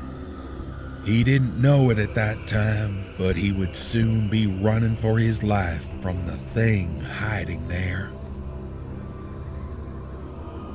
The low, strangled moan of a dying man came from deep in the forest. Gore startled from his reminiscence. The sound droned on, intermittently interrupted by a choking sound, as if the gout of arterial blood were getting backed up in the dying man's throat. Gore froze, moving only his eyes to make sure that the knife and hatchet were still in his numb fingers. Why hadn't he taken a gun from the cave when he had the chance? The sound faded, and silence so profound that it was deafening fell over the darkness again. Gore edged forward, stiff legs protesting. From a gap in the frozen hide, he could barely just see out into the moonlight. At first, it was all just snow and the silhouettes of ancient trees, but his eyes searched around until they fell onto the corpse of the dead warrior that he'd stepped over to get to the lodge. "Never step over a dead body," he heard McTerry's voice echo in his mind. Superstitious, Gore had thought, just like all his kind. But now he wasn't so sure. Hadn't the corpse been facing the other way? And what was that glint in its eyes? The moonlight? But hadn't its eyes been shut? The sound of a man bleeding out through his own cut throat ripped across the silence again. Gore could have sworn that it was coming from the corpse, but his mind was so frayed that he couldn't be sure. He pulled back into the lodge with a stifled yelp, and the sound stopped. More knocking sounds came from the woods, like someone angrily pounding on the totems out in the distance. Another crack of dried wood and a triumphant growl. What can stop it? He thought desperately. Something has to be able to stop it. He turned up the lamp and flipped the page. December 18. God damn, what a night. What a goddamn night. All night through, those damn savages chanting away. That thing they got down there is growling up a storm. Buff went back down there an hour ago. Oh, he'd given him up for a goner, but he came back all a-twitter again. Said that thing they got tied up down there ain't natural. Said that only one brave is left there, some shirtless crazy fuck. Buff's gotta be delirious. Said he's the only one chanting, but there's the voices of at least a dozen men down there. Must be hiding in the woods. Of course, good chance we're all a little delirious. I'm gonna go have a look myself. I want to get a gander at this thing that Buff's all worked up over. Says it's completely hairy, like an ape from the circus, but that it stands on two legs like a man. I've never seen a circus, so I can't say. Said it's only a few feet tall, 3 or 4, and it's chained to a totem.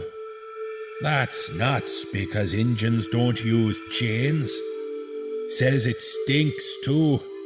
That I believe because I can damn near smell it all the way up here. Like old garbage in a July latrine. The way it bellows is just... well, let's just say it's about time to put an end to it. December 18 night. Well, I got some good news. We got full bellies. That is, if we can manage to keep it down. We ate that hairy thing. First I got LaBeouf and we snuck down there real quiet like. Got within seeing range of that crazy Injun. And boy, do I mean crazy. You ain't got no idea. Feller had that big old fire going, and sure enough, that thing was chained up down there going a mile a minute. Like it was rabid or something, just like Buff says. I don't know how he saw us. We were real sneaky. Damn sure we hadn't made a noise. We've gotten good at sneaking in the tribe. We knows what we're doing. But some way that brave knew just where to find us. He stopped his chanting, all dozen voices of it, and looked up right at LaBeouf and me hiding in the crags. I hefted my rifle to put an end to it, but before I could fire, that damned Injun pulled up a bowie and clean cut his own damn throat with a deep, slow cut. Oh my God, that thing on the chain went berserk, like it knew what was coming next. You see, that brave looked away from us right before he did it. Looked right at that monkey thing, and they both got real quiet. The thing got all still, like it was afraid. Then the brave nodded to it, like they understood each other. Well, the next thing we know, gouts of blood are all gushing onto the snow. The brave fell down, shaking like he had the palsy, and the thing went to screaming and jerking at its chains with the power of 10 men. Damned lucky it was chained and not just tethered. So the next thing I know, I hear a loud crack next to me, and LaBeouf had put a 50 ball right in that thing's head. Damned fine shot when he needs to be. So we go down the hill and LaBeouf is all talking about how he's gonna eat the monkey thing. Like he didn't even see the blamed crazy Injun just bleed himself out like that. To be honest, my mouth would have been watering too if it hadn't been for the stench. Oh my God, the stench. It's all about the cave now. But I guess it's better to be stinking than starving. Next, we start dressing the thing, mostly to get its head free from the chain, and the fire starts to burn down. But it's not quite out yet when that Injun elder overguesses his gunning, and I see him moving between a couple of trees in the shadows. I turn and fire, but go wide, and LaBeouf gets up his gun. He pulls and it clicks on an empty chamber. Damned fool was so excited for meat that he didn't reload. Anyway, I look back and that crazy brave is gone. His body had clearly been dragged by some other Injun into the woods. I thought about going after them right then, but knew they'd have sport of us if we went into the woods. I'm not worried about the cave. We got half-ton of mining charges and more pistols and rifles than we could shoot in a week.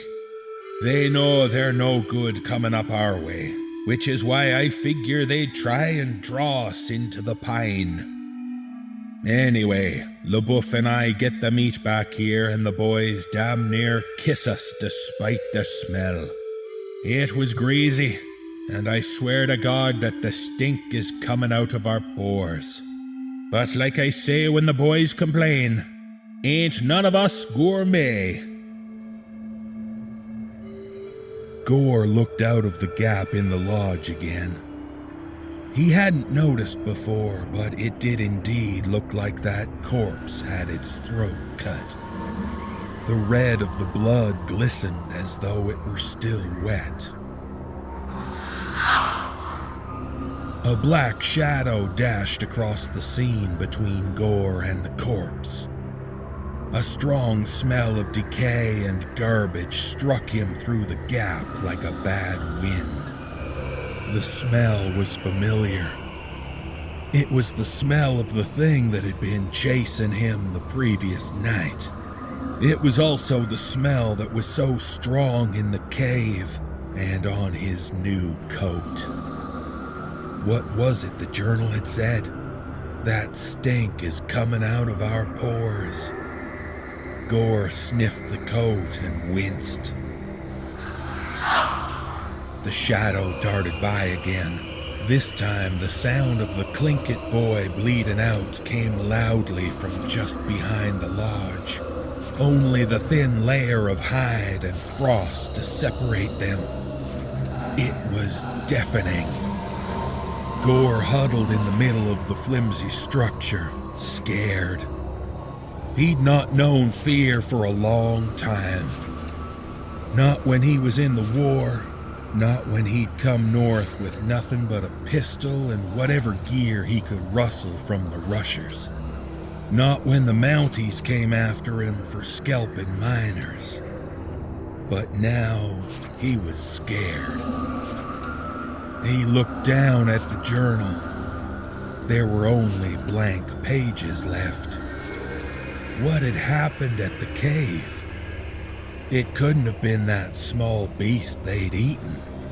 They said it had only been 3 or 4 feet tall. The one in the darkness was huge. Maybe an older one. A parent? An angry parent looking for its child? Shit! The smell came back as the lodge jolted, struck by a very large fist. I'm not worried about the cave, the journal had said. They know they're no good coming up our way. But maybe something else would have better luck, Gore thought.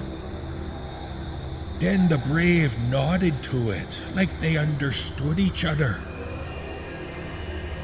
Not a lone warrior standing vigil, Gore realized of the corpse, but a sacrifice, a bargain, a life for a life, and now the thing knows how to find the ones it sought.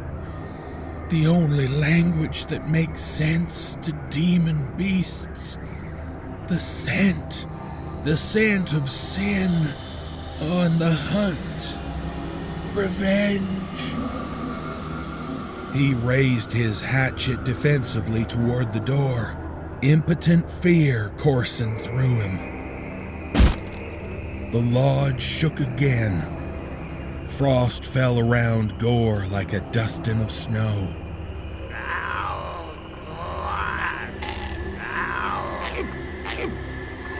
The sound of a child dying echoed through the darkness again.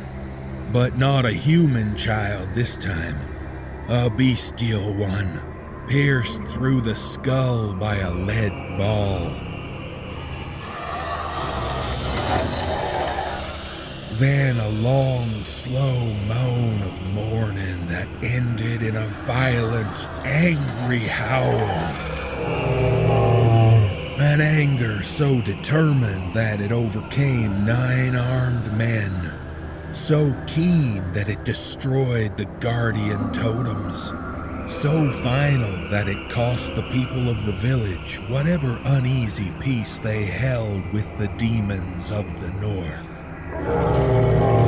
It howled again, and the sound of the frozen warrior's corpse, shattered by its great strength, tinkled like broken glass through the walls.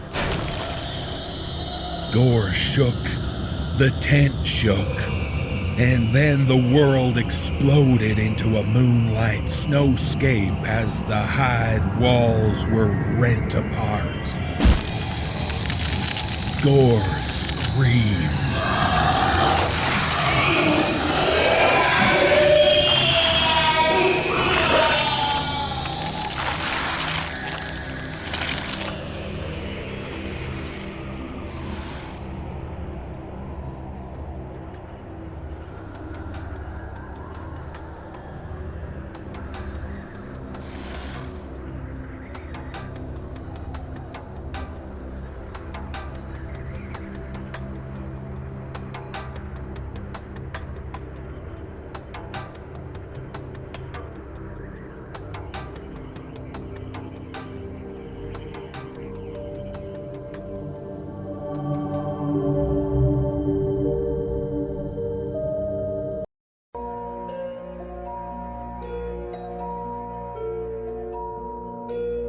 I first got into contact with Jack, my former landlord, a little over a year ago when I answered his newspaper ad. I was in a rush to move as I had just broken up with my significant other, whom I shared an apartment with, and Jack was renting out the furnished basement of his house. The location was good and the price was a steal, so I moved in with a few boxes of personal items 4 days later. Jack was the eternal bachelor, interested in nothing but cars. Certainly not interior decorating or even basic upkeep for that matter. And when he got up to go to work at 5 a.m., he would often wake me up, since I am a very light sleeper. However, as the months passed by, I got accustomed to waking up early. I cannot tell you the exact moment I realized that something wasn't right. Over a number of days, a thought slowly crept into my conscious mind and settled. I hadn't heard very much noise from upstairs lately. There was the occasional creak or bang, like in all older houses, but the heavy footsteps that I woke up to and sometimes heard during the evening had seemed to disappear completely. Perhaps Jack was sick, I thought. Perhaps he hadn't worked in a few days. Perhaps he worked different hours. The man was a real loner and kept to himself, so it honestly didn't seem strange to me. I only really talked to him when I went upstairs to give him his rent money on the first of every month. He was never unfriendly or rude, but he was short with me, like he didn't have much to say. I looked out the window and saw that the light was on in the garage. The blinds were closed, but someone was moving around in there. Jack must be working on his car. I felt relieved. His car was his baby, a powerhouse customized from scratch in the body of a 1930s Ford. He'd shown it to me once. It was still just barely drivable, but had already won prizes. He spent all his free time working on it. The last couple of days, the truck that he drove to work had been sitting in the driveway when I left in the morning. But the following day it was gone. That same evening, the new noises started. It was around 5 p.m. I was on the computer when from upstairs I heard what could only be described as shuffling, like something covered in cloth was being dragged across the floor in short bursts. Then the sound of something heavy, like a big dresser, being moved. More shuffling. I heard the phone ring multiple times, but nobody picked up. A few minutes later, I could hear Jack slam the front door shut and walk towards the garage. As he passed by my window, I looked outside. Now, I have to say that Jack was not a man who cared a great deal about the way he looked. His hair was gray and disheveled. His clothes often had holes and oil stains, and I had never seen him even remotely close to clean-shaven. But this was different.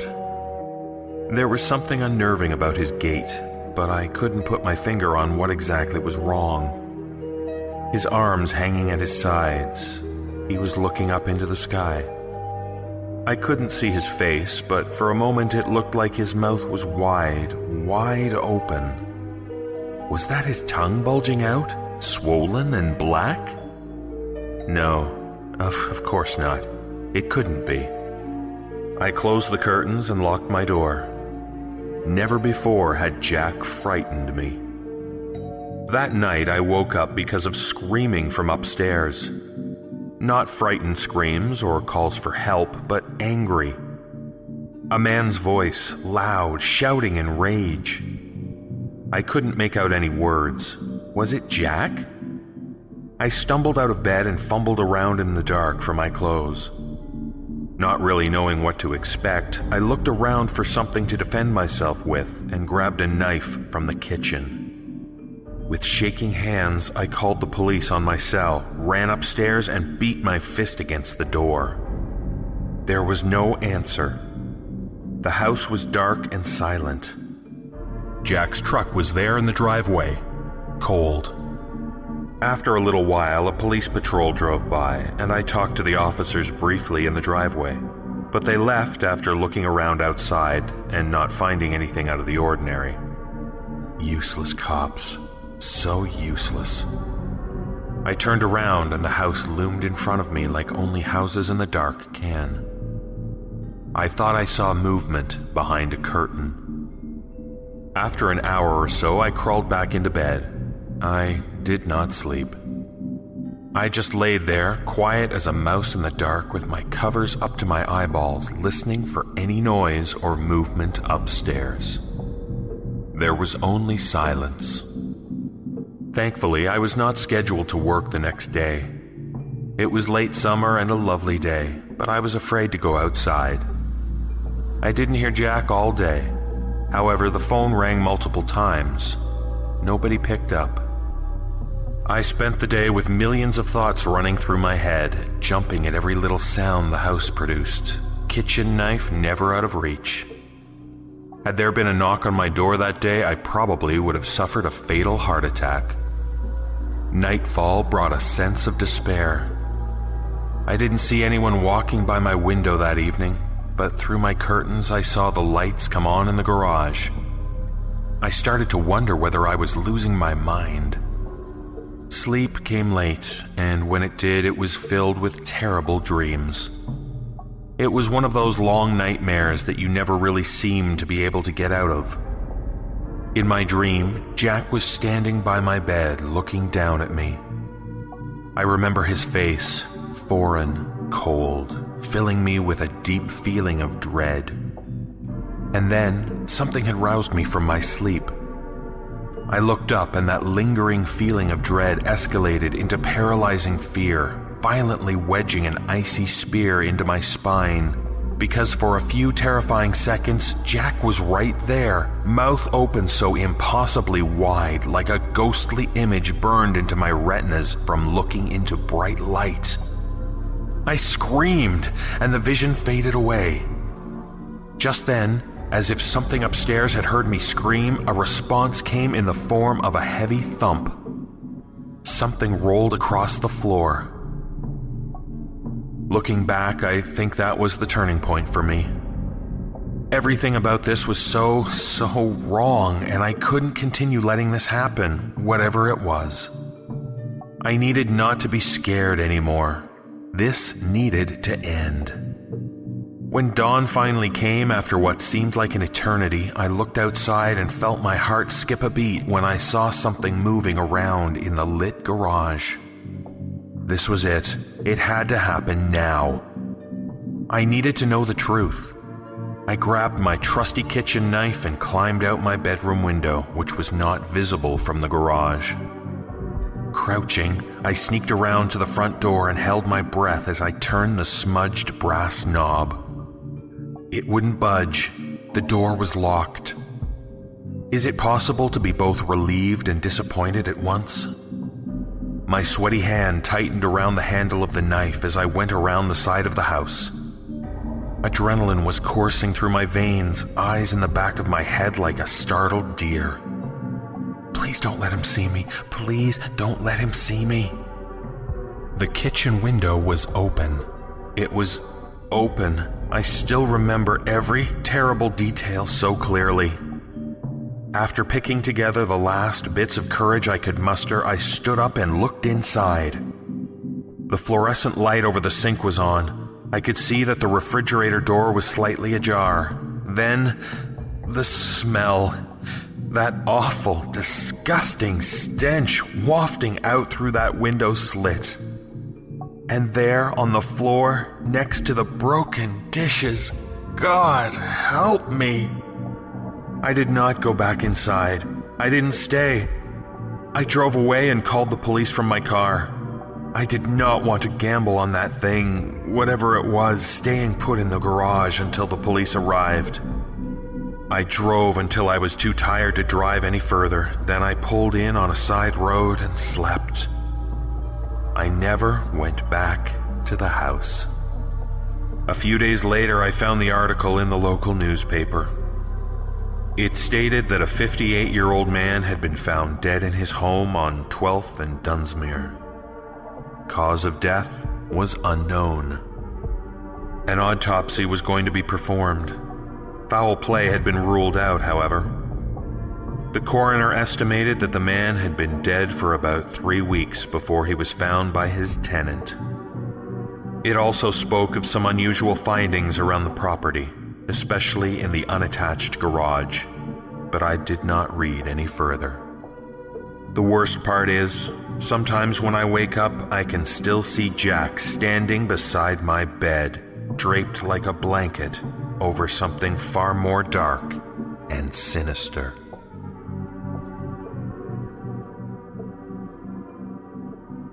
Our next tale is entitled, This Is My House.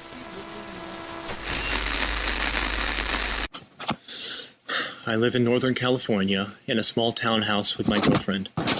I've decided to change the names of both people and places just to be cautious. I don't want anyone going out to the beach trying to dig up clues and instead find the trouble that I found. I tried to cut it down as brief as possible, but I decided to take all this writing and recording and put it online, someplace where people can read it but probably won't take it seriously. You have to understand that I've barely slept at all in days, and it's difficult for me to keep my thoughts in order. Saturday, March 26th. John and I found this camcorder half buried in the sand on Stinson Beach. When I picked it up, water leaked out from inside the camcorder. Sand was packed into every crack, and the battery was missing. We dried it off with this beach towel and popped the cassette drive open. There's this digital cassette cartridge inside the drive. It's got a yellow plastic head and a Panasonic logo, but there's no label or sticker attached. It seems like the camcorder itself is pretty much trash, but, we figured it might be possible to recover the data on the actual tape itself.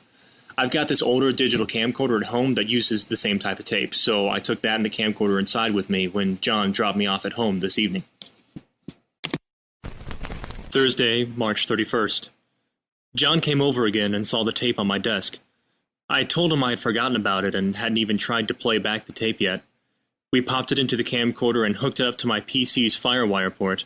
We opened up a video capture application and told it to scan the tape for footage. Only one scene appeared on the screen. I'll describe it to you as best as I can. A few feet in front of the camera is a woman.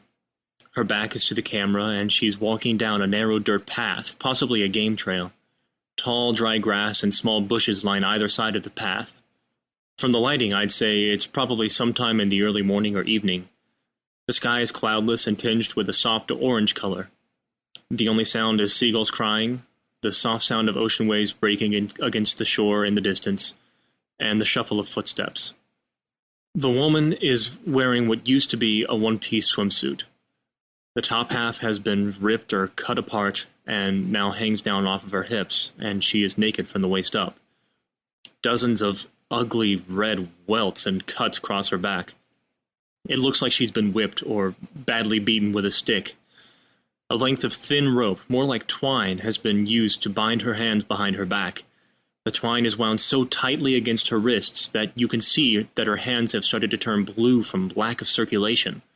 The twine is cutting into her skin, and small rivulets of blood have run down her hands and fingers, dripping onto the dirt trail behind her. During the course of the scene, she only takes a few dozen steps. The clip is only about 30 seconds long. Right before the clip ends, a man's voice can be heard, and it says, "Are you filming? You'd better not be filming yet. I told you to wait until we get inside." And then the clip ends. Both John and I were unsettled by that one short scene on the tape.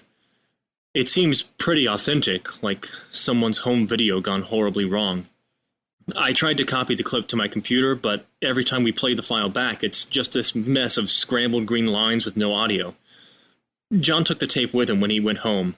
He wants to try and use his MacBook and his parents' camcorder to see if he can recover the clip onto that computer. He says maybe it's just a problem with my FireWire cable. Friday, workday, no different from dozens of other Fridays before it.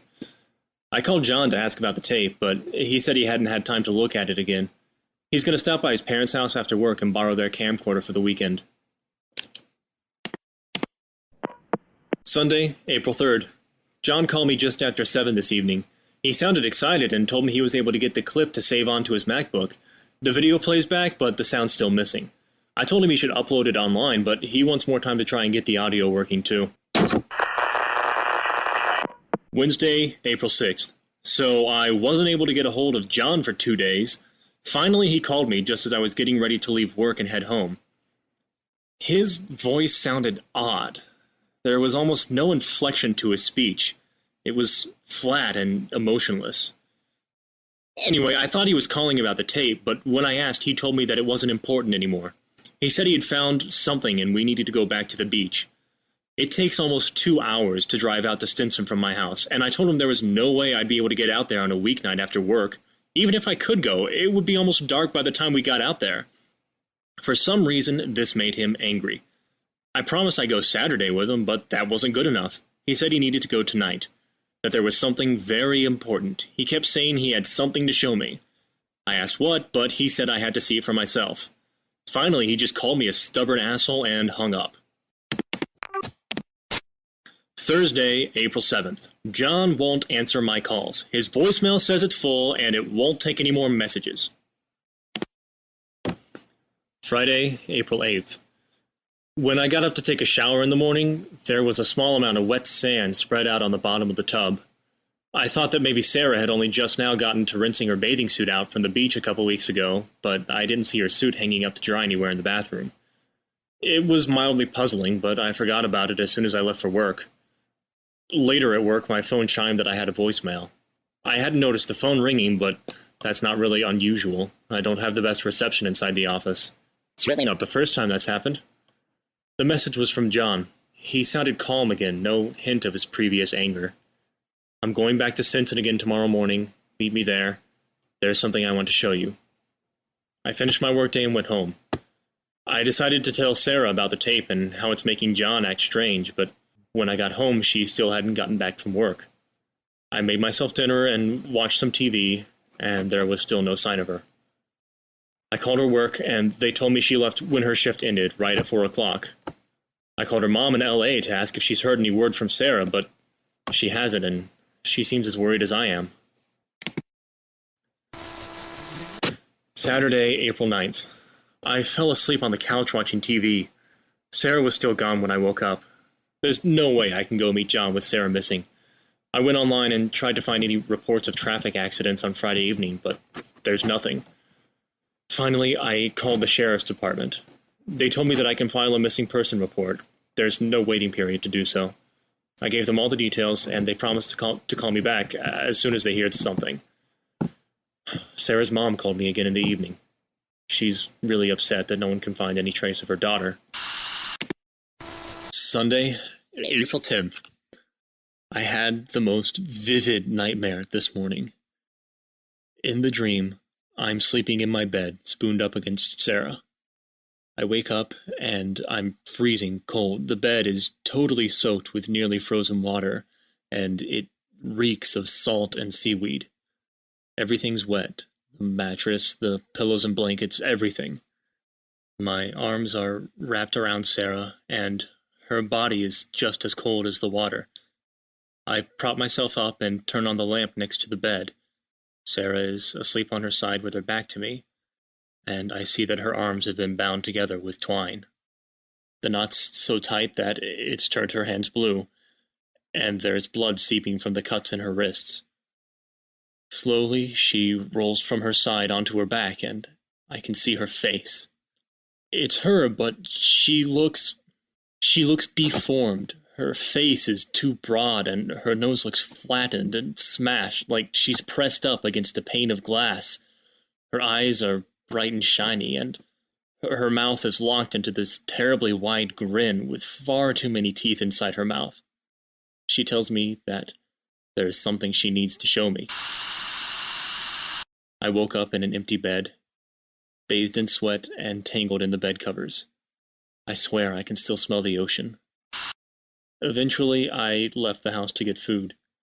When I got back, I noticed wet, sandy footprints leading from the grassy lawn right up to my front door. There was a wet piece of twine wrapped tightly around the door handle. When I untied it, it stained my hands a dull red. Monday, April 11th. I couldn't sleep. I called into work and told them I was sick. I lay on the couch all day watching TV, and I have no appetite.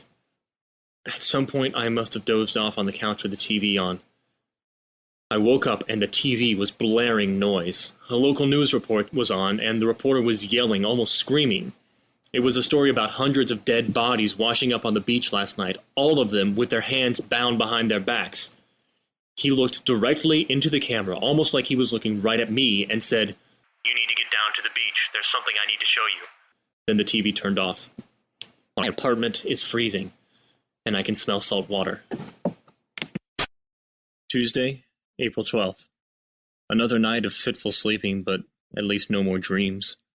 I'm exhausted from stress and lack of sleep. It's difficult to keep my thoughts in order. I called work and told them I was still sick. I don't know, for some reason I don't want them to know about my missing girlfriend. In the evening, a deputy from the sheriff's department called me. He told me that they found Sarah's car abandoned in a parking lot near Stinson Beach. I tried asking him more questions, but he seemed very elusive and he wouldn't give me any straight answers. I hope they don't think I'm a suspect in her disappearance. He told me that I needed to meet them at Stinson first thing tomorrow morning so that they could ask me some questions. Shouldn't they want to question me at the sheriff's office? Before he hung up, he told me that it was imperative that I be at Stinson tomorrow. He said there was something he needed to show me. I called Sarah's parents' house, and her dad answered the phone. I told them about the deputy finding her car. He said it wasn't important anymore, and that everything was going to be okay. He said, "Just make sure you meet with the deputy tomorrow morning, okay? There's something you need to see." Wednesday, April 13th. Another nightmare. God, I hope it was a nightmare. I'm so tired from not sleeping, it's hard to tell what's real and what isn't. In the dream, I was laying in bed again. The clock said 3:28 a.m. I woke up to a soft tapping noise coming from the bedroom window. I tried to ignore it and go back to sleep. Then I heard it 2 more times, and then Sarah's voice. "Alex, I know you're in there. Please let me in. There's something I want to show you." My bedroom window is on the 2nd floor.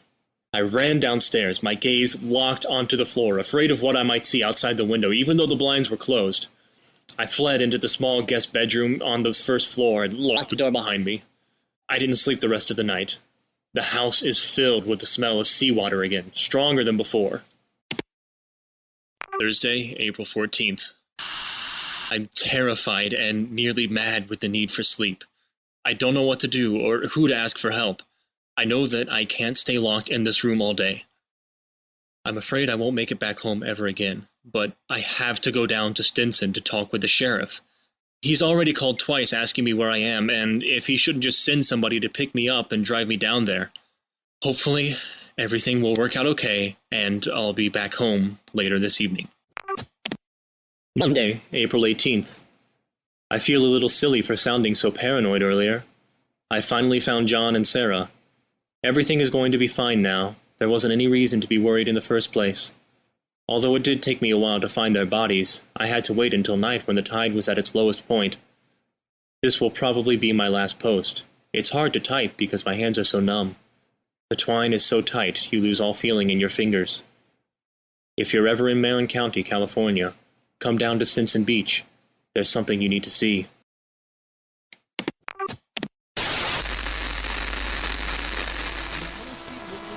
Our next tale is entitled This Is My House. Written by Erica Blair. and read by Isla Shanuel. I won't leave. This is my home. I dreamed about living here for years. This 2-story house on the corner of Elk and Thomas Street. I saved for years to afford it, to move out of that cramped apartment with its moldy walls and the mixed stench of spoiled takeout and despair. And I'll be damned if I let this force me out. The incident started small enough a few months ago.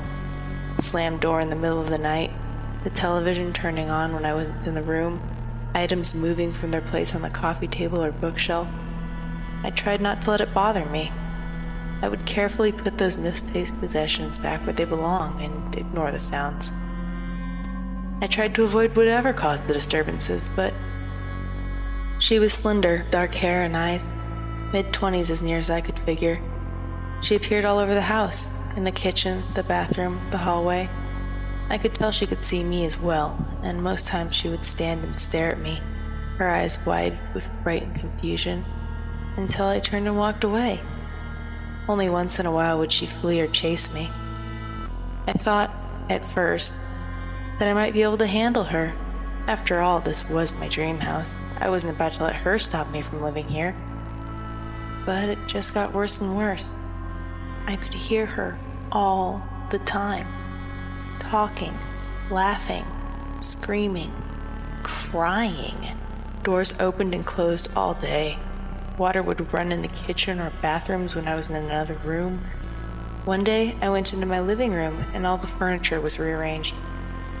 She would turn lights on or off, startling me. The girl began to scream at me whenever she appeared. "Just leave my house, get out!" I never responded. I didn't want to escalate the situation, so I would leave the room and leave her sobbing behind me.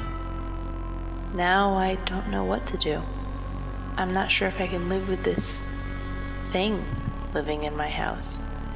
This is my home, my house. But if I have to threaten her, I will. I'll shriek at her, chase her through the rooms with a knife if I have to. This is my house, and I'm not letting this supernatural bitch take it away from me. I don't care if I did die in my bathtub a year ago. This is still my damn house.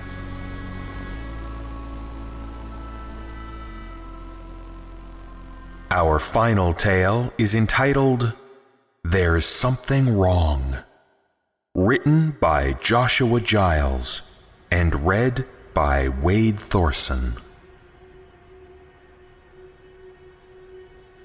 It might be the beer from all the partying, but I could swear there's something wrong outside. I know everyone left, but there's still a car outside. Not my car, that one's out there too. Someone else's car. That means that between my house door and their car door, they got lost somehow. There's definitely something wrong outside. I can hear it. It's scraping against the house on the outside, scratching long, dull lines into the wood with must be its long, dull claws. Like it's taunting me to come outside. I put my ear to the wall to hear it, and it stops scraping. God, I think I can hear it breathing. Tap, tap, tap, tap, tap. Just inches away from my head across nothing more than flimsy, decades-old wooden beams. Not scraping anymore. Tapping. Can't do anything to get me out there. I wasn't planning on going to class tomorrow anyway. I'm sure it'll go away in the morning. Yes, there won't be anything wrong outside when the sun comes up, I'm sure. If I just stay calm in here, then it's at the window. I can see the condensation from its breath on the glass. There's nothing behind the glass. Oh God, I can't see it. I just know it can see me, though. It can see my neck, it can see my flesh, it sees something it wants. It's scratching the window, making 2 long streaks down the glass. Slowly. So slow it seems like it'll be hours before it hits the sill. The bottom of the window. The bottom of my unlocked window. I can practically feel its enthusiasm on my bounding, leaping journey across the living room toward its undoubtedly hungry mouth. I almost trip on a beer bottle on the way, but I'm determined to get to that window before it manages to open it up. Oh God, if it opened that window, I don't want whatever happened to... Oh, I can't even think of that person's name right now, but I'm certain there's a freshly torn corpse out there somewhere. There just has to be. I hurriedly flip the window lock. It huffs a breath against the window at the same moment. A huff of disappointment. It sounded like a horse, or a bull, or something else even worse, and it left droplets of mucus on the glass. No more breath on the window. It's finding another way in. I can hear it trample the brush along the side of the house. It's going around to the back. What's at the back of the house? It has the upper hand. It knows this house. I've only been here a week. Just got here for college, a house my parents managed to get for me, way out at the edge of town. What's at the back of the house? What's not at the front or the sides of the house? The outdoor cellar entrance. That's the back of the house. Jesus, where's the indoor cellar entrance? In a closet somewhere, I think. In my bedroom closet. Yeah, that's where it is. I just hope I can get there before it does. I don't lock that door. I don't lock the outside door either. I aim the flashlight at my closet door and see a hole into the blackness. But there's something wrong down there. I peer down into the hole, scanning with my flashlight when a sound pierces the cold silence that I'd grown so accustomed to. Hey man, what the hell? A pair of people in the middle of what must be a drunken one-night stand are in the cellar. At the other end of the room, the three of us hear a creak.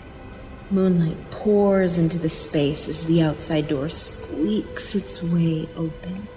A horned shadow forms on the dusty ground of the cellar, and an enthusiastic grunt fills the space as I pull my head back up into my closet and slam shut the trap door.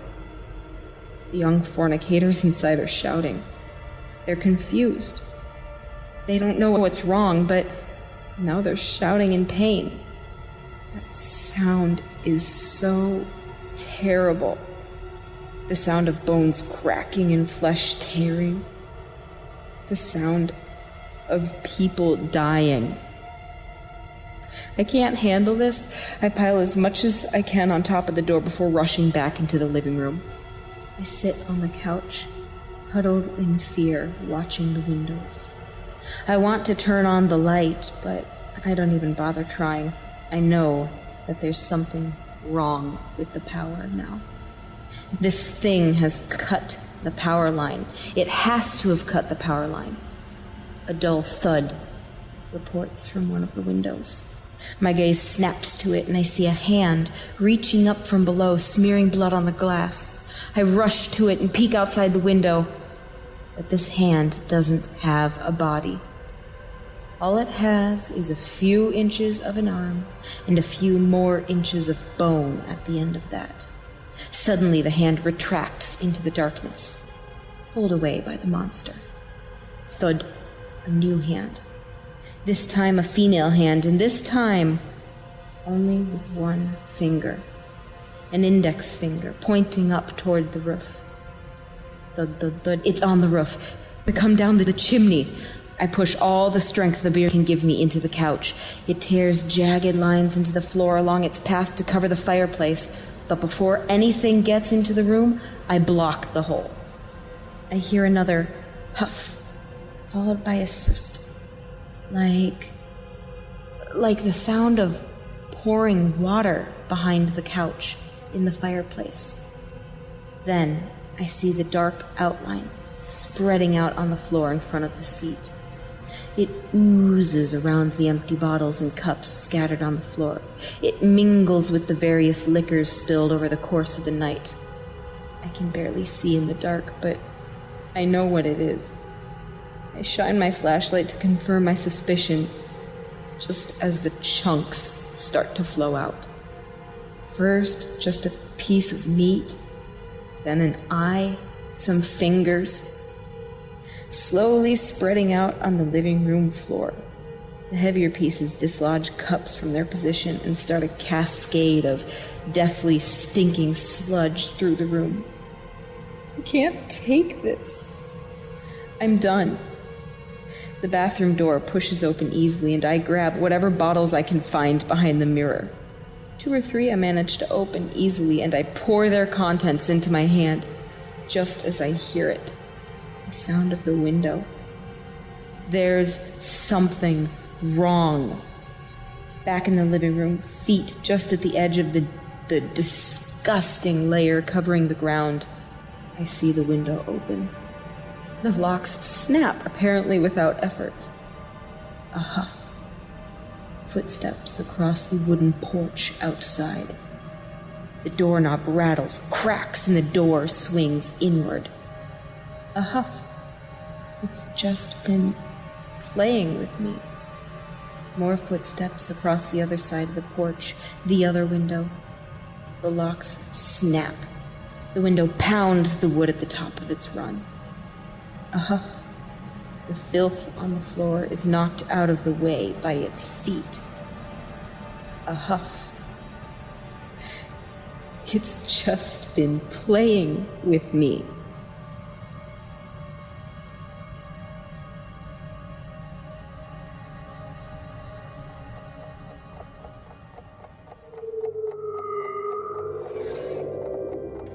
Our first tale is entitled Tales of a New York Subway, written by Colin Thompson and read by Ginny Sanders. A girl named Laura was traveling back to her apartment from work late at night in New York City. She was a little nervous about taking the subway so late, but she figured that there probably wouldn't be many people riding it. She decided against the cab and headed down into the subway. When she got on the subway, she was surprised to see that there were in fact 3 people already sitting there. 2 large, suited men in dark sunglasses, and a little girl in between them. Laura was surprised to see such a young girl on the subway at this time of night, but based on how she was dressed and her designer sunglasses, Laura figured the men were escorts or bodyguards for the daughter of someone wealthy. Laura took her seat across from the trio. If anybody else gave her trouble, she was sure the strong men would help her out. At the next stop, a man in his late 20s or early 30s got onto the subway at the other end of the car from Laura. He was clearly very, very tired and quite unkempt. His shirt was wrinkled and definitely not clean, and he had what looked like a few days' worth of stubble. The man was exactly the type of individual Laura hoped to avoid on her ride home. Still, the bedraggled figure was certainly no match for the men who sat across from her. As the subway moved on, though, Laura noticed something very odd. The man at the other end of the car would glance up, look slowly at Laura, then at the men, then at the girl, and back to Laura. He did this several times before the next stop, at which point he got up and moved a few seats closer, to Laura and the trio across from her. Understandably nervous at this point, Laura was still confident the suited men could fight off the creep. However, the men didn't move even as the homeless-looking man repeated the process of looking at the other passengers before moving a few seats down. After several stops, he was seated almost right next to her, and yet she was the only one who seemed to be bothered. The suited man and the girl didn't move. Laura's heart pounded as she counted 2 more stops until her apartment. How much longer would the suited men allow the threat to go? With dread, Laura realized the subway was slowing as it approached the next station. The instant the doors opened, the sketchy man grabbed her around the waist and carried Laura screaming out of the subway. The man ran with Laura over his shoulder as fast as he could, visions of being robbed, raped, or murdered flashing through her mind. Eventually, the man set her down. He was panting. He quickly gasped out, "Ma'am, I need you to calm down. My name is John. I'm a student at Columbia Medical School. I work with cadavers all day, and I guarantee that that little girl was not alive."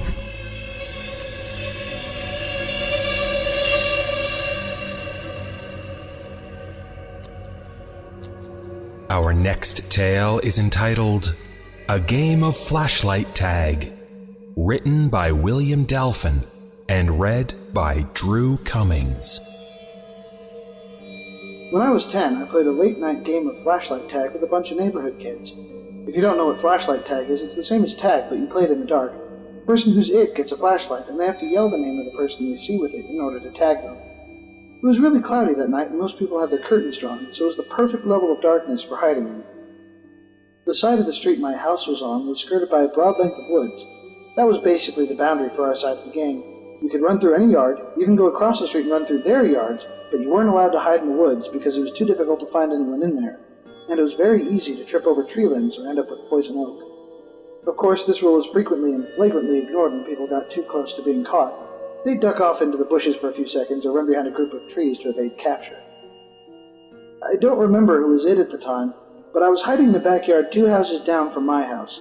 The family that lived there had a little playhouse for their daughter, a swing set, and a doghouse, but no dog. I would periodically duck into the doghouse whenever I saw the flashlight's searching beam approaching. Those of us trying to hide from the it person like to spook each other in the dark by jumping out of nowhere and making each other scream, giving away our positions. I thought I knew where the it guy was, but I got comfortable hanging out on the swing set. Suddenly, a person with a flashlight came around the corner of the house and angled it almost directly at me. I jumped and ran for the edge of the woods. When I got there, I hovered in case they saw me and were going to yell at me for cheating. The beam of light seemed to explore the swing set where I was, then came in my direction. There was no sense of hurry at all to it, and I wondered for a second if maybe I'd attracted the attention of the homeowner. Most people on the block knew we were out playing flashlight tag, but you can never be sure that someone won't get nervous if you stay in their yard for too long. So I crouched down in the grass and waited to see who it was. They shined the light right in my face, and I tried to cover it with my hand to avoid identification. The creepy thing was they never said anything, just shined that light on me. "You got me," I exclaimed, hoping that if it was a homeowner, they'd realize I thought they were the flashlight tagger. Then I realized that 2 houses down, people were yelling and that there was the it guy's flashlight beam chasing them around. I stood up and tried to see who was shining the light on me. They just stood there, not moving, not saying anything. I felt a little freaked out. "If you don't want us playing in your yard, I'll go tell them it's off limits, okay?" The person started walking toward me. I didn't feel right, so I started walking toward the edge of the yard. The person just kept shining the light on me and coming toward me. So I ran. When I looked back, the person with the flashlight was running too, and they were an adult, much bigger and much faster than me. I felt scared now, not sure why this person was chasing me. I was running towards where the other kids had been, but they were gone now. It just seemed to be me and the person with the flashlight, so I turned right and ducked into the woods. I dropped to the ground, shaking bushes and stuff to try to confuse the person, then shimmied under a ring of thick bushes and curled up. I could see the flashlight in the woods with me, looking around. I could hear the person's footsteps breaking sticks and crunching on pine needles. I didn't know what the fuck was going on, and I just wanted to get back to all the other kids. Eventually, the flashlight wandered deeper into the woods, and I crawled quiet as a mouse back to the edge of the trees, and then got up and ran toward the street. I was immediately caught by the person who was it, but I didn't care. He yelled loud that I was now it, and I tried to tell him that there was someone else with a flashlight wandering around in the woods, but he took off into the dark yelling about, "No tag backs!" "Don't go into the woods," I yelled, but nobody responded. Of course, anyone who heard me would just assume I was talking about not cheating at the game, but I was sincerely worried about that person wandering around in them. Of course, now I had the flashlight of my own, so I thought I should go and see if I can find out who that was, just to make myself feel better. I went back behind the house I'd come from, and a bunch of laughing shadows scampered out of sight into neighboring yards. I ignored them and headed straight for the trees. I couldn't see any other light in there, so I thought maybe he went home. I didn't know if it was a man or a woman, but I didn't imagine any women trudging through the woods at night. So I went about playing the game again, albeit anxious because of the lingering thought that there might be someone wandering in the woods who didn't seem to be playing the game with us. I ran across the street and chased people through the backyards there, but after a while I found the lots empty and realized they must have gone back across the street. I ran back over and was exploring the Beach's backyard. Mrs. Beach had a clothesline with a bunch of drying sheets on it, and her daughter Charlotte liked to hide among the linens and stay close to home, in case she got too scared of the dark. She was only 8 years younger than me. I thought I heard something at the tree line, so I went over and was waving the flashlight around into the woods. "Stay out of the woods," I remembered yelling. I waved the flashlight back and forth a couple more passes, then saw someone off in the distance. I held the light on whoever it was. They were about half a jog into the woods, hard to make out, but it looked to me like Charlotte. Charlotte had brown hair that her mother insisted on keeping shoulder length.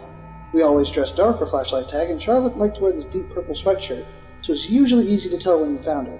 "Charlotte, I see you!" I yelled. She just stood there. I continued to hold the light on her and call her name, but she didn't seem to move. She just stood there, partially obscured by a tree and looking at me. The distance between us was enough that I couldn't see if she was blinking or not, but she had her head propped at an angle like she was looking around the trunk at me with her mouth hanging slightly open. Every now and then she sort of twitched or squirmed. It was a real freaky kind of movement. "Charlotte, come out of there," I yelled. "Everybody, Charlotte's it, but she won't come out of the woods." Some kids, including my friend Dustin, appeared behind me and started joining in my yell for Charlotte to come out. "Do you see her?" I asked. "Yeah, she's over behind that tree." "Charlotte, get over here," Dustin said, but she wouldn't come. "Charlotte, are you okay? Get over here, dummy." Charlotte seemed to stand up straighter and then disappeared behind the tree. We could hear movement, but it seemed to be going away rather than toward us. Dustin started shouting Charlotte's name again and trudging into the woods after her, but I grabbed him and gave him a flashlight to take with him. I was scared again because this all seemed surreal. I went to Charlotte's house and knocked until her father answered. "Mr. Beach, Charlotte won't come out of the woods and I'm worried about her," I told him. I wasn't sure if he'd take me seriously, but he rolled up his newspaper and disappeared into the closet behind the door for a moment, before returning with a huge flashlight strapped to a car battery. "Show me where she is," he told me, so I led him to the woods and pointed to where I'd seen her. "She was right there," I said, "by a tree, but she wouldn't come out and she was acting like she was sick or something." A bunch of the other kids kept calling, "Charlotte, Charlotte," and I could see Dustin's flashlight beam moving around through the trees. Mr. Beach went after him. They explored the woods for a good 15 to 20 minutes, and Mr. Beach started getting real angry. We could hear him yelling very loudly for Charlotte, threatening her with all sorts of punishments if she didn't get her ass back in the backyard that instant. The game was over by now, and we kids just stood there in the Beach's backyard among the linens and watched. Dustin came running back out of the woods with a dead flashlight. Eventually, Mr. Beach came back out of the woods. "Game over, kids," he said. "Get inside. Ask your folks if they can help me and to bring flashlights." We all ran back home. My dad went out with 3 different flashlights. My mother went and turned on all the lights in the back rooms and opened the curtains and shades to help illuminate the backyard. I sat on the couch all upset, and she eventually came back and hugged me and sat with me while I told her about the person with the flashlight chasing me. Now I thought maybe Charlotte had run into him. Mr. Beach had gone inside and called the police to report his missing child. They brought huge lights and did a march through the woods, checking very thoroughly, but didn't find her. My mother told my dad what I'd told her. He told an officer, and I ended up giving a statement. They went to the house 3 doors down and knocked, but the folks who lived there had been asleep and didn't know who would have been in their backyard. The police asked all up and down the neighborhood, and nobody claimed to know anything. The other end of the woods came to a back road mainly used by logging trucks. They found Charlotte 2 days later on the other side of the logging road, down an embankment that ended at a stream, stuffed into a drain pipe. Her neck had been broken, and she was apparently stabbed multiple times afterward. My parents wouldn't tell me about it. They thought it would upset me. But Dustin told me all the details at school the next day. It was the most awful thing our town ever had happen. The police blocked off the logging road and spent months tracking down loggers and truckers who frequently used it. There was a curfew for months, and we were told not to play flashlight tag anymore. But he didn't argue. What leaves me shaking to this day is the memory of Charlotte's face, hanging out from behind the tree, looking at me. Sometimes I wonder if, at that moment, I'd been witnessing her death, and I wonder if that had almost been me.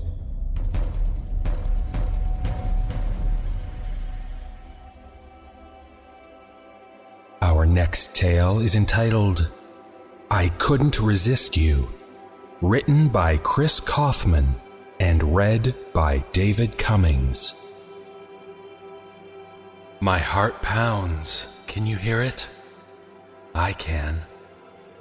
The blood rush is intoxicating. What I'm seeing right now is so wonderful. Your beauty dazzles me. Everything about you, really. I can tell you're special. You always stay late at school. You're involved. Your walk is full of pep, leaving the house every morning with a face that says, today is going to be the best day of my life. And you know what? Tomorrow is bound to be even better. How I envy that beautiful face. I've seen you with your friends, smiling, laughing. I've seen how your parents look after you with such pride. You make them so happy. You make everyone around you happy. Most of all, you make me happy. You gave me a reason to continue. Before you, I was on the verge. I was ready to end it all. I had given up. Nothing I did was good enough. No one could satisfy me. But then, like destiny, you came along. You were there at the store. I noticed you picking everything out so carefully. I bet you thought I was just some random person who got behind you in line. You saw me with my alcohol and bread, and you let me go first. You smiled your great smile, looked directly into my eyes, and sacrificed your precious time for me, a complete stranger. Never before have I received such unwarranted graciousness. You pretended not to notice my stammer. It was captivating. So I waited for you in my car. You didn't even notice me staring, mesmerized by your confident walk, the air of grace in your posture. I giggled at the way you loaded your heavy groceries into that little Honda. I've never seen anything so endearing. But the best part? You didn't even notice as I followed you all the way back to your house. You aren't very observant or careful, are you? I bet you think everyone has something good to offer the world. You don't need to look over your shoulder or check the rearview mirror. You don't even think twice about locking the back door. Your naivete is precious. And your hair, oh Lord, your hair is so soft. I've waited months to run my fingers through it. I've seen how you care for it, brushing every night before bed. Beautiful. Even the way you sleep is enthralling. The way you tuck your hand under your face, curled up on your side, the little alarm clock illuminating your body. My darling angel, I hope you know that I really cared about you. I put all your things back just the way you left them. I was so quiet, too. I never once woke you from your sweet little dreams. Tonight was different, though. I really don't know what came over me. The note in the kitchen about your parents being out of town got my adrenaline pumping. I tried, I really did, but I just couldn't stop myself from getting in the bed. I'll never forget that face. You were terrified when you woke up. None of the others ever screamed that loud. I'm bleeding, by the way. Why did you hit me with the lamp? I wasn't expecting such tenacity. You might have even gotten away if you hadn't tripped down the stairs. That was actually pretty cute. You know, you would have ruined everything for me. I had no choice but to knock you out. I didn't even want to put the tape over your pretty mouth, but you forced me. You know that, right? I was afraid you'd cry out as I dragged you into your basement, and for good reason. Look, you're trying to scream right now. It's pointless, though. I'm the only one who hears you. God, now you're crying. Why? Why are you crying? Stop it. Stop crying. Stop fucking crying. I can't stand the crying. It looks so weak and pathetic. Is that really what you are? All the time I spent getting to know you, and you turn out to be a worthless, quivering sack of tears. This is how you repay my devotion? Tears? You know what? Now that we're better acquainted, I guess I don't really like you as much. At all. It's a damn shame you turned out to be so rotten. Such a pity. I must compliment your father on his workshop, though. His collection of power tools astounds me. I can almost hear the whine of the motorized blades now. Is that a Black & Decker drill? And the chemicals. Oh, oh boy. I doubt you really have a clue, but let me assure you, there's some really fun stuff in those bottles. There's gotta be some tarps in here somewhere, and I'm sure those heavy-duty garbage bags will be handy later. I haven't even pried open the cabinets yet.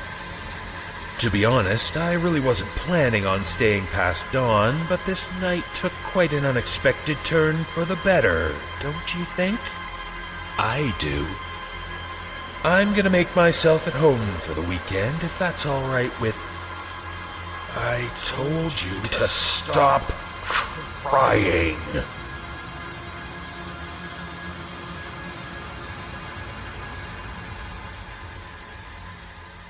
Our next tale is entitled Safe, written by McConna McDonald and read by Matt Hansen. Many people have irrational phobias. I have the opposite. My apartment always makes me feel safe, to the point where some might call me crazy. No matter what problems I might have, I don't have to worry as long as I have a locked door and a few tightly shut windows up on the 3rd floor of my complex. Nothing can get in. Nothing can get me here. I'm safe. This is why I didn't particularly care when I first saw her outside my bedroom window. Besides, her appearance wasn't something you typically associate with a horror movie. Her skin was a light, healthy, yellow-white, and she had long, dark amber hair that flowed elegantly behind her, despite not being the least bit affected by the windstorm that was testing the strength of the oak trees. Yes, she was transparent. And yes, she was hovering outside my 3rd-story window. And yes, she was lovingly caressing a long, rusted razor blade. But I was home, and the window was shut, so I was safe. I began to study her, looking up at her face from my seat, and she appeared to do the same. For some reason, her transparency didn't strike me as being odd as much as it should have. In fact, it almost seemed normal. There was definitely something about it that made it seem as if it wasn't supernatural. She certainly didn't appear to be a ghost or a phantom, at least not in the way one normally pictures them. And she wasn't exactly levitating either. She was just standing there, as if on a flat surface which couldn't really be there. She finished studying my own face, nodded to herself, and moved towards the window. She brandished her razor, and then I smelled her. A nauseatingly pungent aroma of flowers being used to mask the odor of decaying corpses. I began to feel uneasy. Was the scent really so intense that I was noticing it through the closed window? No. I felt absolute, sickening fear. All the pieces fell into place. Why her transparency seemed natural, why she was standing instead of levitating, why her hair wasn't affected by the wind, why her lifeless gray skin and sickly hair appeared healthy when bathed in the glow of the yellow light bulb behind me and reflected in the window.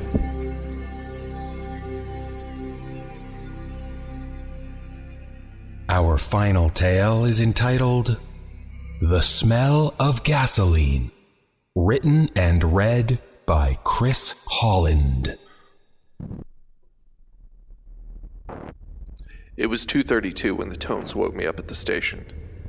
Damn it, I just dozed off. I slid my boots on and grabbed my radio as I made my way out of the sleeping quarters to the bay where my partner already had the ambulance started.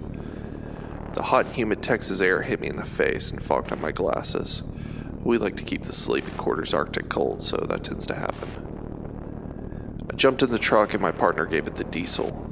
The voice on the radio told me about the single car accident towards which we were speeding. I was still in the process of shaking the sleep out of my head as I soaked in the details of the chattering radio. 4 passengers, fire crew on scene, rollover, a additional fire crew requested. That's not a good sign. The 5 minutes it took us to arrive flew by as I tried to get my head out of the sleet-deprived fog. As we pulled up to the wreck, I could see the tire marks that spell out the story. The driver probably swerved to dodge an animal, or maybe they were just drunk. This sent the car sliding towards the median. The soft ground let the front rim dig in and catch, sending the car into acrobatics across the oncoming lanes.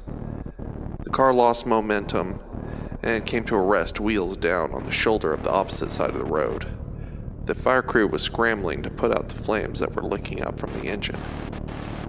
To facilitate the process of getting the fuck out of there with our patient ASAP, we came to a stop as close to the wreck as we safely could.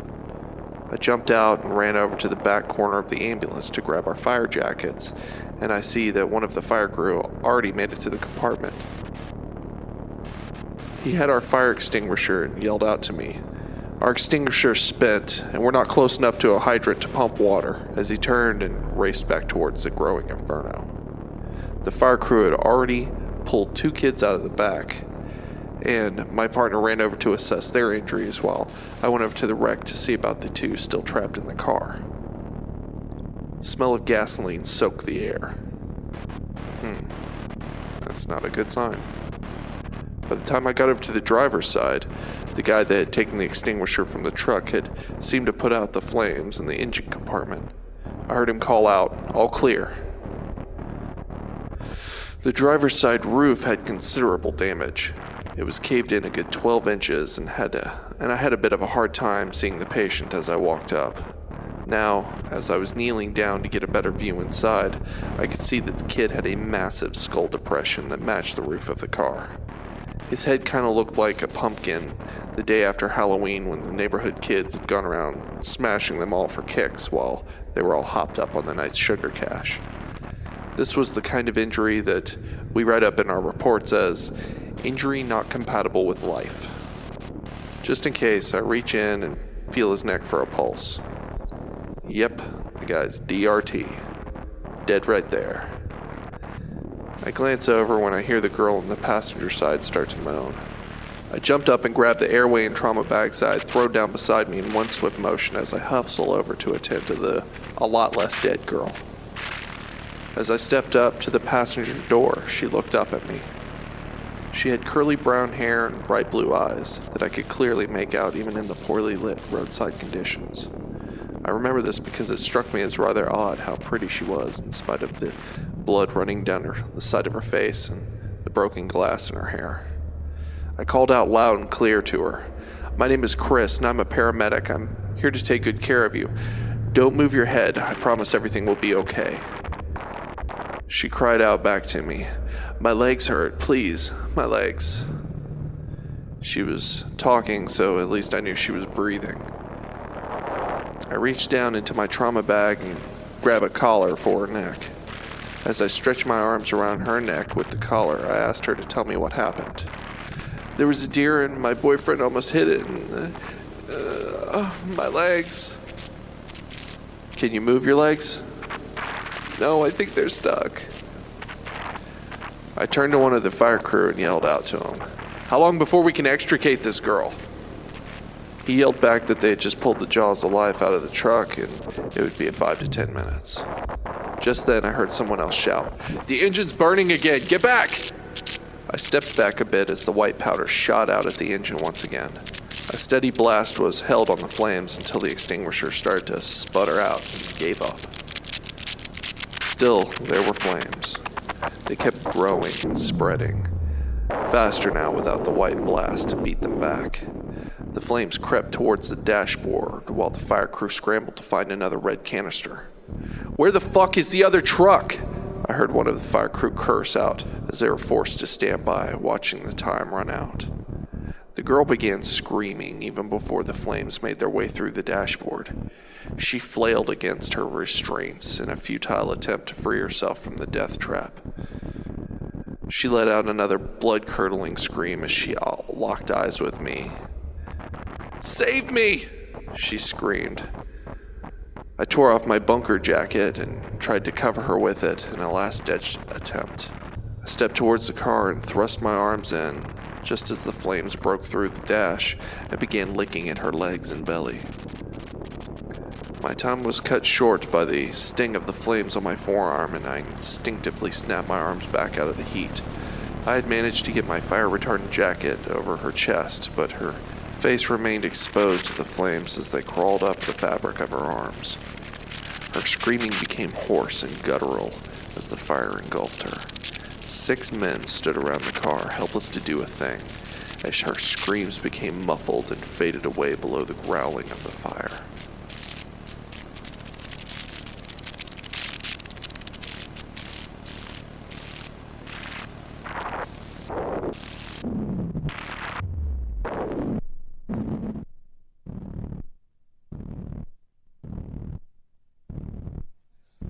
That was 3 years ago.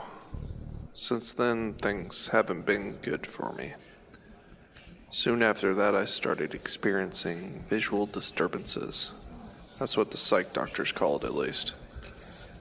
It is a standard procedure after a particularly extreme incident that everyone involved must attend a debriefing. The higher-ups do this to keep an eye on the medics that might crack after seeing something particularly grisly. Most medics handle their shit just fine, but some are more sensitive than others. I usually just go grab a bottle of whiskey and that's all I need.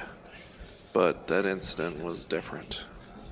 I didn't mention it during the debriefing, but I had been seeing things since the wreck. It started out subtle. Once I was watching TV and I saw my wife walk across the room into the kitchen out of the corner of my eye.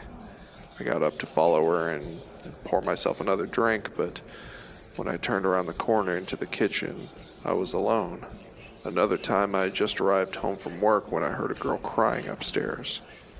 I ran up thinking my daughter might be hurt, but once again, I was all alone. My wife had taken our daughter shopping with her. Similar things kept happening. I heard voices and saw figures, but nothing was ever there. As these occurrences became more and more frequent, disturbing, I began to question myself. I have never been a superstitious or religious guy, and I like to think of myself as fairly objective.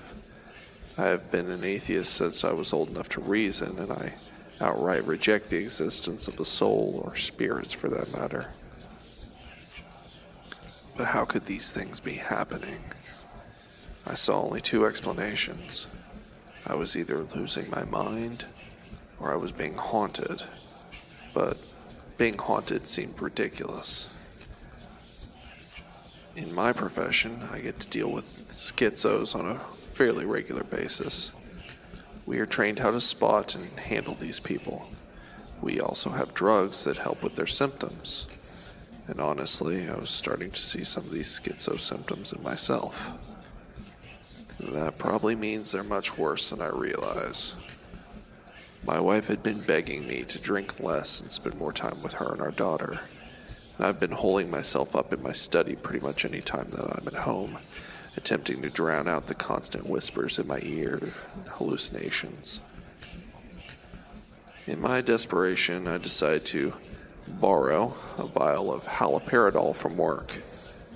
I rarely give the excited and highly agitated paranoid schizos this drug to help bring them back to reality and tell the difference between their ideas and the real world. And if I am going schizo, then this drug will make an immediate difference in my mental state. Maybe I can get some rest. Hell, if it works, I'll have a good reason to swallow my pride and go see the doctor. A few nights after I took the vial from work, I was sitting in my study. It was getting late and my wife knocked on the door. I didn't realize it was her at first, so I was kind of startled when I look up and she didn't disappear like all the other figures I see.